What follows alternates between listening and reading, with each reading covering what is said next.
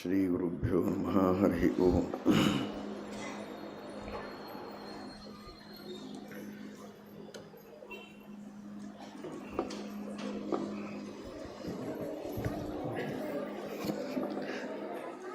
ಆಟ ಆಡಬೇಕಾದರೆ ಕೃಷ್ಣನ ದೇವರ ಗೊಂಬೆಗಳನ್ನು ಇಟ್ಟುಕೊಂಡೇ ಆಟ ಆಡಬೇಕು ಅಂತ ಹೇಳಿತ್ತು. ಯಾರು ತಂದಿದ್ದೀರಿ ಕೃಷ್ಣನ ಗೊಂಬೆಗಳನ್ನು?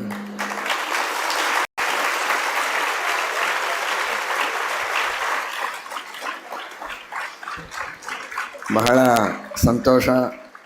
ಎಲ್ಲರ ಕೈಯಲ್ಲಿಯೂ ಶ್ರೀಕೃಷ್ಣ, ರುಕ್ಮಿಣಿ, ವೆಂಕಟೇಶ, ಬೇರೆ ಬೇರೆ ದೇವರ ಗೊಂಬೆಗಳನ್ನು ಇಟ್ಟುಕೊಂಡು ಕೂಡ್ರಿ. ಅಲ್ಲಿ ತೋರಿಸ್ರಿ, ಎಲ್ಲರಿಗೂ ತೋರಿಸ್ರಿ.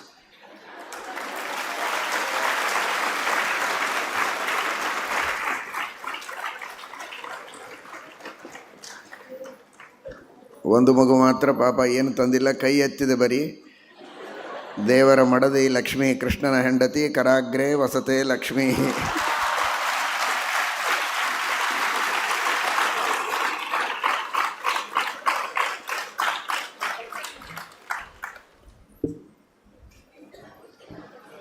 ಮಕ್ಕಳಲ್ಲಿ ಈ ಉತ್ಸಾಹ, ಮಕ್ಕಳಿಗೆ ಕೃಷ್ಣನ ಆಟವನ್ನು ಆಡಿಸುವುದಕ್ಕೆ ಹಿರಿಯರ ಪ್ರೋತ್ಸಾಹ, ಇದೆರಡೂ ಅತ್ಯಂತ ಅಭಿನಂದನೀಯವಾದದ್ದು. ಇದು ಇವತ್ತೊಂದು ದಿವಸಕ್ಕಲ್ಲ, ನಿತ್ಯವೂ ಮನೆಯಲ್ಲಿ ಇದೇ ಕೃಷ್ಣನ ಗೊಂಬೆಗಳನ್ನು ತೆಗೆದುಕೊಂಡು ಕೃಷ್ಣನ ಕಥೆಯನ್ನು ಹೇಳ್ತಾ ಕೇಳ್ತಾ ಆಟ ಆಡಬೇಕು. ಆಡ್ತಿರೋ ಇಲ್ವೋ?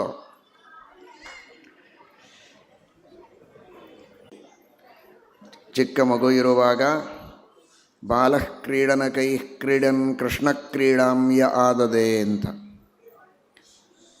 ಅವನ ಚರಿತ್ರೆಯನ್ನು ಕೇಳಿ ನೀವೆಲ್ಲ ಕೃಷ್ಣನ ಗೊಂಬೆಗಳನ್ನು ಇವತ್ತು ತಂದಿದ್ದೀರಿ. ಇನ್ನೊಬ್ಬ ಕೃಷ್ಣನ ಭಕ್ತ, ನೋಡಿದರೆ ಅವನು ಕೃಷ್ಣನಿಗಿಂತಲೂ ವಯಸ್ಸಿನಲ್ಲಿ ಹಿರಿಯ ಅಣ್ಣ, ಆದರೂ ಕೂಡ ಕೃಷ್ಣನ ಪರಮಭಕ್ತ ಉದ್ಧವ. ಆ ಉದ್ಧವನ ಚರಿತ್ರೆ ಇವತ್ತು ಬರುತ್ತೆ ತೃತೀಯ ಸ್ಕಂಧದಲ್ಲಿ. ಪರಮಭಕ್ತ. ತಾಯಿ ಅವನಿಗೆ ಬೆಳಗ್ಗೆ ಏನಾದರೂ ಫಲಹಾರ ಮಾಡು ಬಾ ಅಂತ ಕರಿತಾ ಇದ್ರು. ನಿಮ್ಮ ತಾಯಿ ಕರೀತಾರೋ ಇಲ್ಲೋ ಫಲಹಾರಕ್ಕೆ? ನೀವೇನು ಮಾಡ್ತೀರಾ? ಫಲಹಾರ ಕರೆದ್ರೆ ಓಡಿ ಹೋಗ್ತೀರಾ, ಹೌದಿಲ್ಲ? ತಿನ್ನೋದಕ್ಕೆ ಇಲ್ವಾ? ಉಪವಾಸ ಇರ್ತೀಯ? ಹೌದು ಅಂತಾನೆ, ಗೊತ್ತಿಲ್ಲ, ಅವ್ರ ತಾಯಿ ಹೇಳಬೇಕು.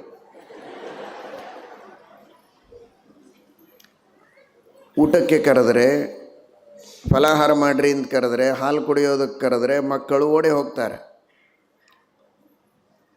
ಅವಶ್ಯವಾಗಿ ತಿನ್ನಬೇಕು, ಫಲಾಹಾರನೂ ಮಾಡಬೇಕು, ಹೊತ್ತಿಗೆ ಊಟನೂ ಮಾಡಬೇಕು, ಎಲ್ಲನೂ ಮಾಡಬೇಕು. ಆದರೆ ಕೃಷ್ಣನ ಸ್ಮರಣೆ ಮಾಡದೆ, ರಾಮನ ಸ್ಮರಣೆ ಮಾಡದೆ, ಕೃಷ್ಣನ ಪೂಜೆಯನ್ನು ಮಾಡದೆ, ನಿಮಗೆ ಎಷ್ಟಾಗತ್ತೋ ಅಷ್ಟು ಗೊಂಬೆ ಇಟ್ಕೊಂಡಿದ್ದೀರಲ್ಲ, ಆ ಗೊಂಬೆಗೆ ನೀವು ಯಾವುದನ್ನು ನಿಮಗೆ ತಿನ್ನೋದಕ್ಕೆ ಕೊಡ್ತಾರೋ ಅದನ್ನು ಕೃಷ್ಣಾರ್ಪಣ ಅಂತ ಹೇಳಿ ಕೃಷ್ಣನಿಗೆ ಪೂಜೆ ಮಾಡಿ ಆಮೇಲೆ ತಿನ್ನಬೇಕು. ಹಾಗೆ ಗಬಗಬ ಅಂತ ತಿನ್ನಬಾರದು. ಗೊತ್ತಾಯ್ತಾ? ಇದನ್ನೆಲ್ಲ ಹುಟ್ಟಿಸಿದ್ದೆ ಯಾರು? ಹಣ್ಣು, ಗಿಡ, ಆಕಳು ಎಲ್ಲವನ್ನು ಸೃಷ್ಟಿ ಮಾಡಿದವರು ಯಾರು? ಕೃಷ್ಣ. ಹೌದಾ ಅಲ್ವೋ?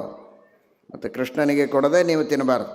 ಕೃಷ್ಣನಿಗೆ ತೋರಿಸಿ ಏನು ಹೇಳಬೇಕು? ಎಲ್ಲರೂ ಕೂಡ ಕೃಷ್ಣಾರ್ಪಣಮಸ್ತು ಹೇಳಿ ನೋಡೋಣ. ಹಾಲು ಕೊಟ್ಟರು ಕೃಷ್ಣಾರ್ಪಣಮಸ್ತು. ಮತ್ತು ಬೇರೆ ಉಪ್ಪಿಟ್ಟು, ಅವಲಕ್ಕಿ, ಏನು ಫಲಾರ ಕೊಟ್ಟರು ಏನು ಹೇಳಬೇಕು? ಊಟಕ್ಕೆ ಹೇಳಿ ಕೃಷ್ಣನಿಗೆ ಸಮರ್ಪಣೆ ಮಾಡಿಯೇ ಆಮೇಲೆ ತಿನ್ನಬೇಕು. ಹಾಗೆ ಮಾಡ್ತಿರೋ ಇಲ್ವೋ? ಶ್ರೀಕೃಷ್ಣಾರ್ಪಣಮಸ್ತು.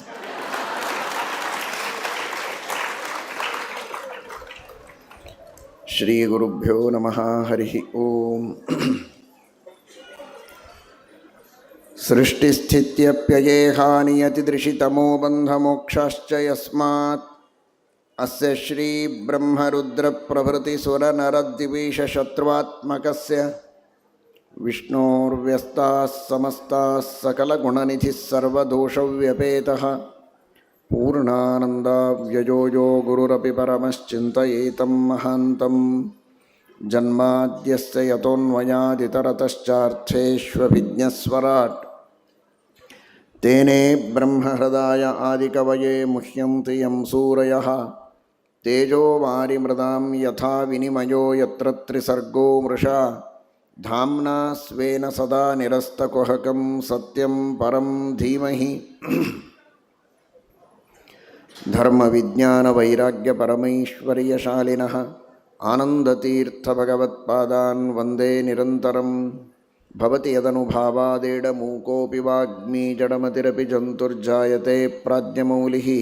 ಸಕಲವಚನಚೇತೋ ದೇವತಾ ಭಾರತೀ ಸಾ ಮಮ ವಚಸಿ ನಿಧತ್ತಾಂ ಸನ್ನಿಧಿಂ ಮಾನಸೇ ಚ. ಯಂ ಪ್ರವ್ರಜಂತಮನುಪೇತಮಪೇತಕೃತ್ಯಂ ದ್ವೈಪಾಯನೋ ವಿರಹಕಾತರ ಆಜುಹಾವ ಪುತ್ರೇತಿ ತನ್ಮಯತಯಾ ತರವೋಪಿ ನೇದುಸ್तं ಸರ್ವಭೂತಹೃದಯಂ ಮುನಿಮಾನತೋಸ್ಮಿ. ನಮೋऽस्तु ತಾತ್ವಿಕಾ ದೇವಾಃ ವಿಷ್ಣುಭಕ್ತಿಪರಾಯಣಾಃ ಧರ್ಮಮಾರ್ಗೇ ಪ್ರೇರಯಂತು ಭವಂತಃ ಸರ್ವ ಏವ ಹಿ. ನೌಮಿ ನ್ಯಾಯಸುಧಾದಿಕೃಜ್ಜಯಮುನೀನ್ ಶ್ರೀಪಾದರಾಟ್ಸನ್ಮಣೀನ್ ವ್ಯಾಸಾರ್ಯಾನ್ ವಿವಿಧಾಗಮಾಬ್ಧಿವಿಹರಾನ್ ಶ್ರೀವಾದಿರಾಜಾನಪಿ ವಂದೇ ಹಂಸವರಾನ್ ರಘುತ್ತಮಗುರೂನ್ ವೈದಗ್ಧ್ಯವಾರಾಂ ನಿಧೀನ್ ಶ್ರೀಸತ್ಯವ್ರತರಾಘವೇಂದ್ರಮುನಿಪಾನ್ ಸದ್ಬೋಧಸಧ್ಯಾನಪಾನ್.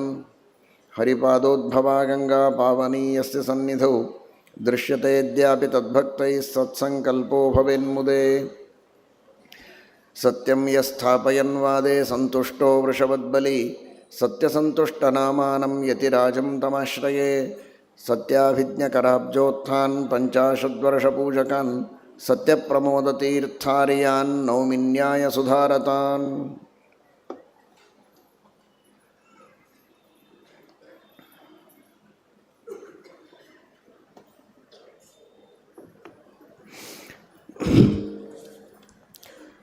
ಶ್ರೀಶುಕ ಉವಾಚ ಏವಮೇತತ್ಪುರಾ ಪೃಷ್ಟಃ ಮೈತ್ರೇಯೋ ಭಗವಾನ್ ಕಿಲ ಕ್ಷತ್ರಾವನಂ ಪ್ರವೃಷ್ಟೇನ ತ್ಯಕ್ತ್ವಾ ಸ್ವಗೃಹಮೃದ್ಧಿಮತ್ ಸ್ವಸ್ತ್ಯಸ್ತು ಅಶೇಷ ಸನ್ಮಂಗಲಾನಿ ಸಂತು. ಶ್ಲೋಕೈಕಶ್ರವಣಪಠನಮಾತ್ರೇಣ ಕಥಾ ವಕ್ತುಶ್ಚ ಶ್ರೋತॄಣಾಂ ನಿಖಿಲಕಲಿಕೃತಕಲ್ಮಷಾಪನೋದನಪಟುತರೆ ಧರ್ಮಾದ್ಯಖಿಲಪುರುಷಾರ್ಥಸಾಧನೀಭೂತೆ ಶ್ರೀಮದ್ಭಾಗವತೆ ಮಹಾಪುರಾಣೇ ಪಾರಮಹಂಸ್ಯಾಂ ಸಂಹಿತಾಯಾಂ ಅದ್ಯ ಕಥಾ ಪ್ರಸಕ್ತೋ ಕಿಂಚಿತ್ ಪೂರ್ವಪ್ರಸಕ್ತ ಪ್ರಮೇಯಾನುವಾದಃ. ಹರಿ ಓಂ.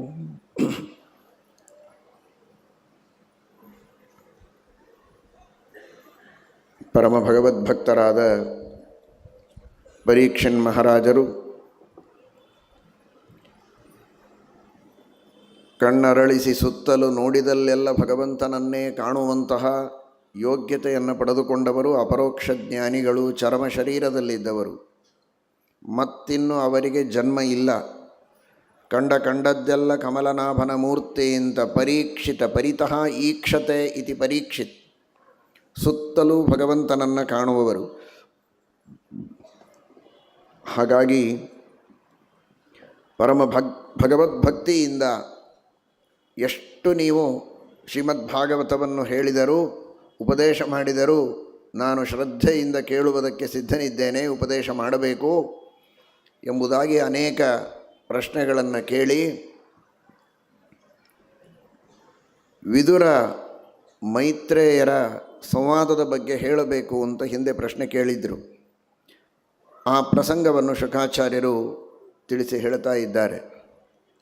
ವಿದುರ ಪರಮ ಭಗವದ್ಭಕ್ತ, ಯಮಧರ್ಮನ ಅವತಾರ, ವಿದ್ಯಾರತೇಹೇ ವಿದುರಃ ಅಂತ.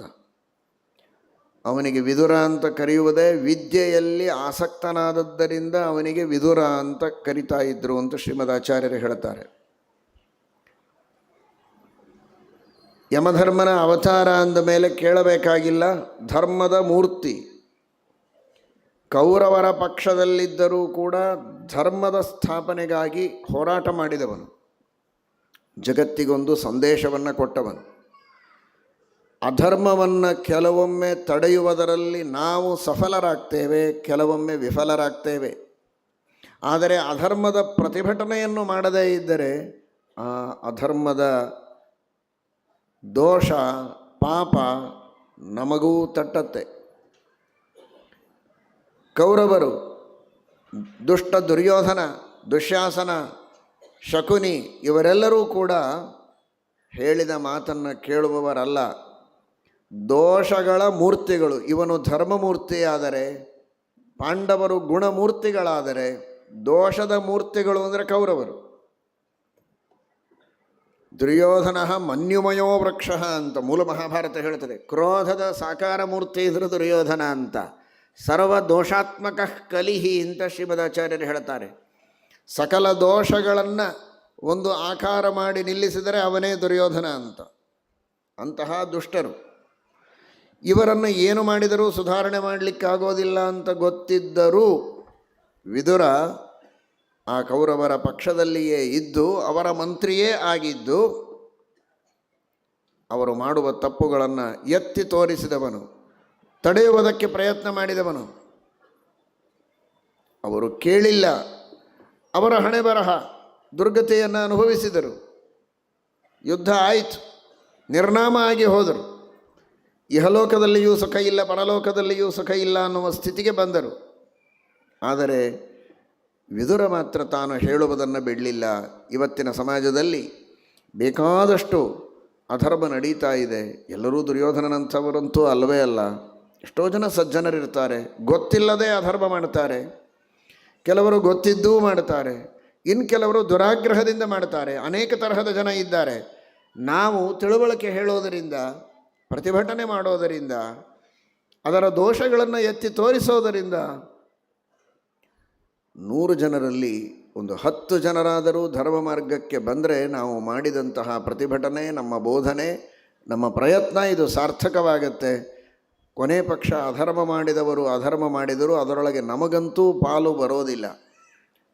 ನಮಗೆ ಶಕ್ತಿ ಇದ್ದು ನಾವು ಹೇಳದೆ ಸುಮ್ಮನೆ ಕುಳಿತರೆ ಅವರು ಮಾಡುವ ಅಧರ್ಮದಲ್ಲಿ ನಾವು ಭಾಗಿಗಳಾಗ್ತೇವೆ ಎನ್ನುವ ಸಂದೇಶವನ್ನು ಜಗತ್ತಿಗೆ ನೀಡಿದಂತಹ ಒಬ್ಬ ಮಹಾನುಭಾವ ಅವನು ವಿದುರ. ಆ ವಿದುರನ ಆದರ್ಶವನ್ನು ಜೀವನದಲ್ಲಿ ಅಳವಡಿಸಿಕೊಳ್ಳುವ ಪ್ರಯತ್ನವನ್ನು ಮಾಡಬೇಕು. ವಿದುರ ಕೌರವರಿಗೆ ಹೇಳುವಷ್ಟು ಹೇಳಿದ, ಆದರೂ ಕೇಳದಿರುವಾಗ ತೀರ್ಥಯಾತ್ರೆಗೆ ಅಂತ ಹೊರಟು ನಿಂತ. ಅನೇಕ ತರಹದ ವಿವಿಧವಾದ ವಿಚಿತ್ರವಾದ ಪ್ರಸಂಗಗಳು. ಪಾಂಡವರು ಪ್ರಾಮಾಣಿಕವಾದ ಧರ್ಮದ ಜೀವನವನ್ನು ನಡೆಸ್ತಾ ಇದ್ದರು ಅಂತನ್ನುವುದನ್ನು ಪೂರ್ಣವಾಗಿ ತಿಳಿದವನು ವಿದುರ. ಅದರಲ್ಲಿ ಹಿರಿಯ ಪಾಂಡವ ಯುಧಿಷ್ಠಿರ, ವಿದುರ ಬೇರೆಯಲ್ಲ, ಇಬ್ಬರೂ ಯಮಧರ್ಮನ ಅವತಾರರೇ. ಒಬ್ಬನೇ ಯಮಧರ್ಮ 2 ರೂಪಗಳಿಂದ ಅವತಾರ ಮಾಡಿದ್ದಾನೆ. ಒಂದು ಯುಧಿಷ್ಠಿರ, ಇನ್ನೊಂದು ವಿದುರ. ಜೀವನದಲ್ಲಿ ಧರ್ಮದ ಅವಶ್ಯಕತೆ ಎಲ್ಲರಿಗೂ ಇದೆ. ಧರ್ಮಕ್ಕೆ ಬೆಲೆ ಕೊಡುವವರು ಕೆಲವರು, ಕೆಲವರಲ್ಲ. ಪಾಂಡವರ ಪಕ್ಷದಲ್ಲಿ ಯುಧಿಷ್ಠಿರನಿಗೆ ಒಳ್ಳೆ ಬೆಲೆ ಇತ್ತು. ಆದರೆ ಕೌರವರ ಪಕ್ಷದಲ್ಲಿಯೂ ಧರ್ಮದ ಅವಶ್ಯಕತೆ ಇದೆ, ವಿದುರನ ಅವಶ್ಯಕತೆ ಇದೆ. ವಿದುರನಿಲ್ಲದೆ ಏನು ನಡೆಯೋದಿಲ್ಲ. ಆದರೆ ವಿದುರನ ಮಾತಿಗೆ ಅವರು ಬೆಲೆ ಕೊಟ್ಟಿಲ್ಲ. ಅವಶ್ಯಕತೆ ಇತ್ತು, ಬೆಲೆ ಕೊಡಲಿಲ್ಲ, ಹಾಳಾಗಿ ಹೋದರು. ಇಲ್ಲಿ ಅವಶ್ಯಕತೆಯೂ ಇತ್ತು, ಬೆಲೆಯೂ ಕೊಟ್ಟದ್ದಾಯಿತು, ಧರ್ಮದಿಂದಲೇ ಜೀವನವನ್ನು ನಡೆಸಿದರು ಅನ್ನುವುದಕ್ಕಾಗಿ ಇವರು ಉತ್ತಮವಾದ ಸಾಮ್ರಾಜ್ಯವನ್ನು ಆಳಿದರು. ಜಗತ್ತಿನಲ್ಲಿ ಧರ್ಮದ ಸ್ಥಾಪನೆಯನ್ನು ಮಾಡಿದರು. ಅಂತಹ ವಿದುರನಿಗೆ ಯಾವಾಗ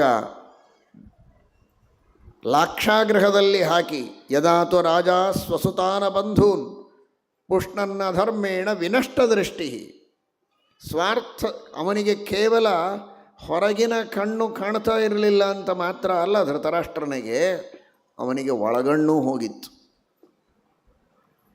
ಹೊರಗಿನ ಕಣ್ಣಿನ ದೋಷದಿಂದ ಕಣ್ಣು ಕಾಣದೇ ಇದ್ದರೆ ಮಕ್ಕಳ ಮೇಲಿನ ಮೋಹ, ಮಮತೆ, ದುರಭಿಮಾನದಿಂದ ಒಳಗಣ್ಣನ್ನು ಕಳೆದುಕೊಂಡಿದ್ದ. ಲಾಕ್ಷಾಗ್ರಹದಲ್ಲಿ ಹಾಕಿ, ಅರಗಿನ ಮನೆಯಲ್ಲಿ ಹಾಕಿ ಪಾಂಡವರನ್ನು ಸುಡುವ ಪ್ರಯತ್ನ ಮಾಡಿದರು. ಆಗ ವಿದುರ ತನ್ನ ಸೇವೆಯನ್ನು ಮಾಡಿದ. ಅವನಿಗೆ ಗೊತ್ತಾಯಿತು ಈ ದುರ್ಬುದ್ಧಿ ದುರ್ಯೋಧನನದು. ಹೇಗೆ ಪಾಂಡವರು ಪಾರಾಗಿ ಬರಬೇಕು ಅಂತ ಸೊರಂಗದ ಮಾರ್ಗವನ್ನು ಮಾಡಿಕೊಟ್ಟ.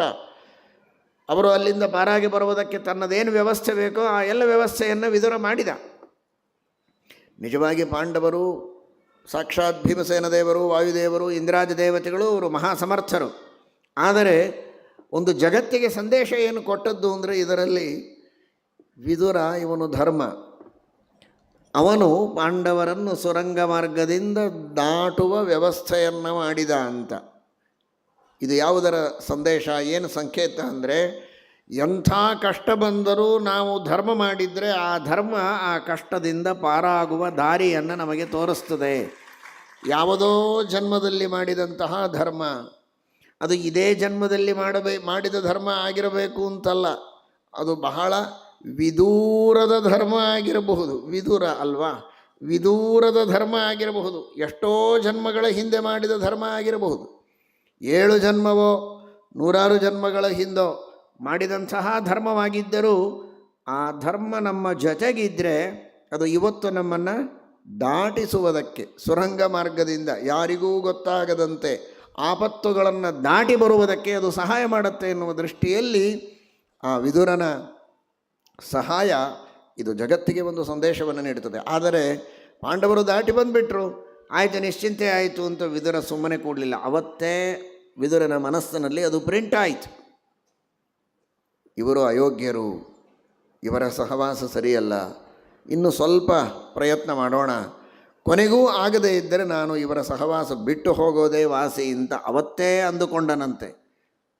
ಯದಾತು ರಾಜ ಸ್ವಸುತಾನ ಬಂಧೂನ್ ಪುಷ್ಣನ್ನ ಧರ್ಮೇಣ ವಿನಷ್ಟ ದೃಷ್ಟಿ ಪ್ರವೇಶ್ಯ ಲಾಕ್ಷಾಭವನೇ ದದಾಹ.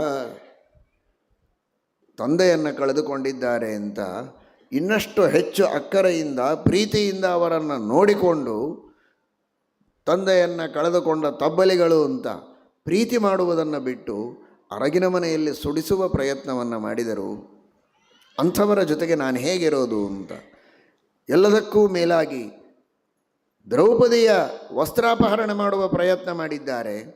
ದ್ರೌಪದಿಯ ಕೇಶಪಾಶಗಳನ್ನು ಹಿಡಿದು ಸಭೆಯಲ್ಲಿ ಎಳೆಯುವಾಗ ನೀನು ಮಾಡ್ತಾ ಇರೋದು ಅನ್ಯಾಯ, ಅಧರ್ಮ, ಮಾಡಬೇಡ ಅಂತ ಒಂದು ಗದ್ದರಿಸಲಿಕ್ಕೆ ಆಗ್ತಾ ಇರಲಿಲ್ವಾ ಧೃತರಾಷ್ಟ್ರನಿಗೆ?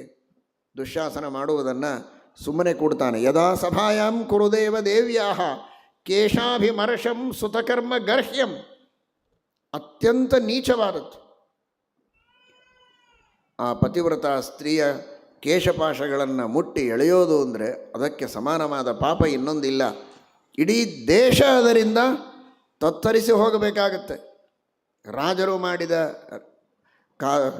ಕಾಲೋವಾ ಕಾರಣಂ ರಾಜ್ಞ ರಾಜಾವಾ ಕಾಲ ಕಾರಣಂ ಇತಿತೇ ಸಂಶಯೋ ಮಾಭೂತ್ ರಾಜಾ ಕಾಲಸ್ಯ ಕಾರಣಂ. ರಾಜನ ಪ್ರಭಾವ ಕಾಲದ ಮೇಲೋ, ಕಾಲದ ಪ್ರಭಾವ ರಾಜದ ಮೇಲೋ ಅಂದರೆ ರಾಜನ ಪ್ರಭಾವ ಕಾಲದ ಮೇಲೆ ಅಂತ ಶಾಸ್ತ್ರ ಹೇಳುತ್ತದೆ. ಹಾಗಾಗಿ ರಾಜರು ಆ ಧರ್ಮ ಮಾಡಿದರೆ ಅದರ ಫಲ ಇಡೀ ದೇಶ ಅನುಭವಿಸಬೇಕಾಗತ್ತೆ. ತಡೆಯಬಹುದಾಗಿತ್ತು, ನಿಜವಾಗಿಯೂ ಇಡೀ ದೇಶ ಅನುಭವಿಸಬೇಕಾಯಿತು. ಎಷ್ಟು ಜನ ಮೃತರಾದರು. 18 ಅಕ್ಷೋಹಿಣಿ ಸೈನ್ಯದಲ್ಲಿ ಅಷ್ಟೆಲ್ಲ ಜನರ ಸಾವು ನೋವುಗಳಿಗೆ ಕಾರಣ ಆಗುವ ಒಂದು ದೊಡ್ಡ ಅಧರ್ಮ ನಡೀತಾ ಇದೆ ಅಂದರೆ ಮಾಡಬೇಡ ಅಂತ ಹೇಳಲಿಕ್ಕೆ ಬರಲಿಲ್ವಾ ಧೃತರಾಷ್ಟ್ರನಿಗೆ?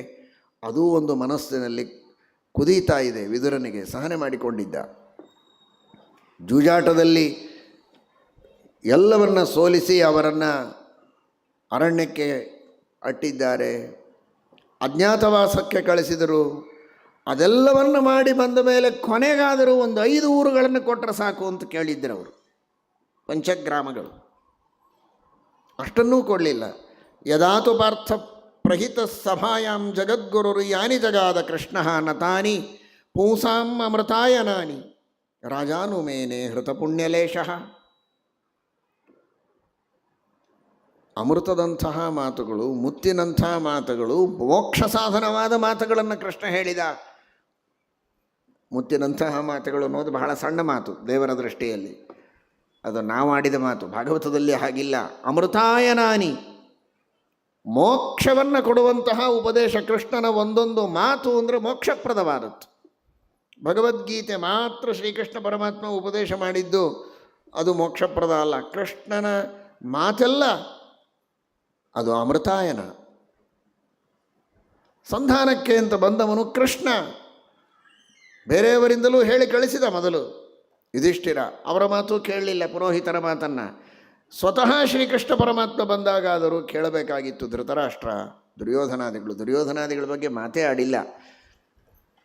ಶುಕಾಚಾರ್ಯರು ಯಾಕೆ ವಿದುರ ತೀರ್ಥಯಾತ್ರೆಗೆ ಹೊರಟ ಅಂತ ಹೇಳುವಾಗ ಧೃತರಾಷ್ಟ್ರನ ಮೇಲೇ ಕಟಾಕ್ಷ. ಅವನು ಸಜ್ಜನ, ಅವನು ಗಂಧರ್ವ, ಧೃತರಾಷ್ಟ್ರ ಎಂಬ ಹೆಸರಿನ ಗಂಧರ್ವನೇ, ಅವನಿಗಾದರೂ ಬುದ್ಧಿ ಬರಬೇಕಾಗಿತ್ತಲ್ಲ ಅಂತ. ದುರ್ಯೋಧನ ಅಂತೂ ದುಷ್ಟನೇ ಇದ್ದ, ಆದರೆ ನೀವು ಮಾಡೋದು ತಪ್ಪು ಅಂತ ಅವರನ್ನು ತಡೆಯುವ ಪ್ರಯತ್ನ ಇವನಾದರೂ ಮಾಡಬೇಕಾಗಿತ್ತು. ಅವನೂ ಮಾಡಲಿಲ್ಲ. ಅಂದರೆ ನಾನು ಯಾರ ಮುಖ ನೋಡಿ ಇಲ್ಲಿರಬೇಕು? ಆ ಕಾರಣಕ್ಕಾಗಿ ಅವನು ಅವರ ಸಹವಾಸವನ್ನು ಬಿಟ್ಟು ತೀರ್ಥಯಾತ್ರೆಗೆ ಹೊರಟ ಅಂತ. 5 ಊರುಗಳನ್ನು ಪಾಂಡವರಿಗೆ ಕೊಟ್ಟುಬಿಡು, ಜಗಳ ಆಡಬೇಡ ಅಂತ ಕೃಷ್ಣ ಹೇಳಿದ.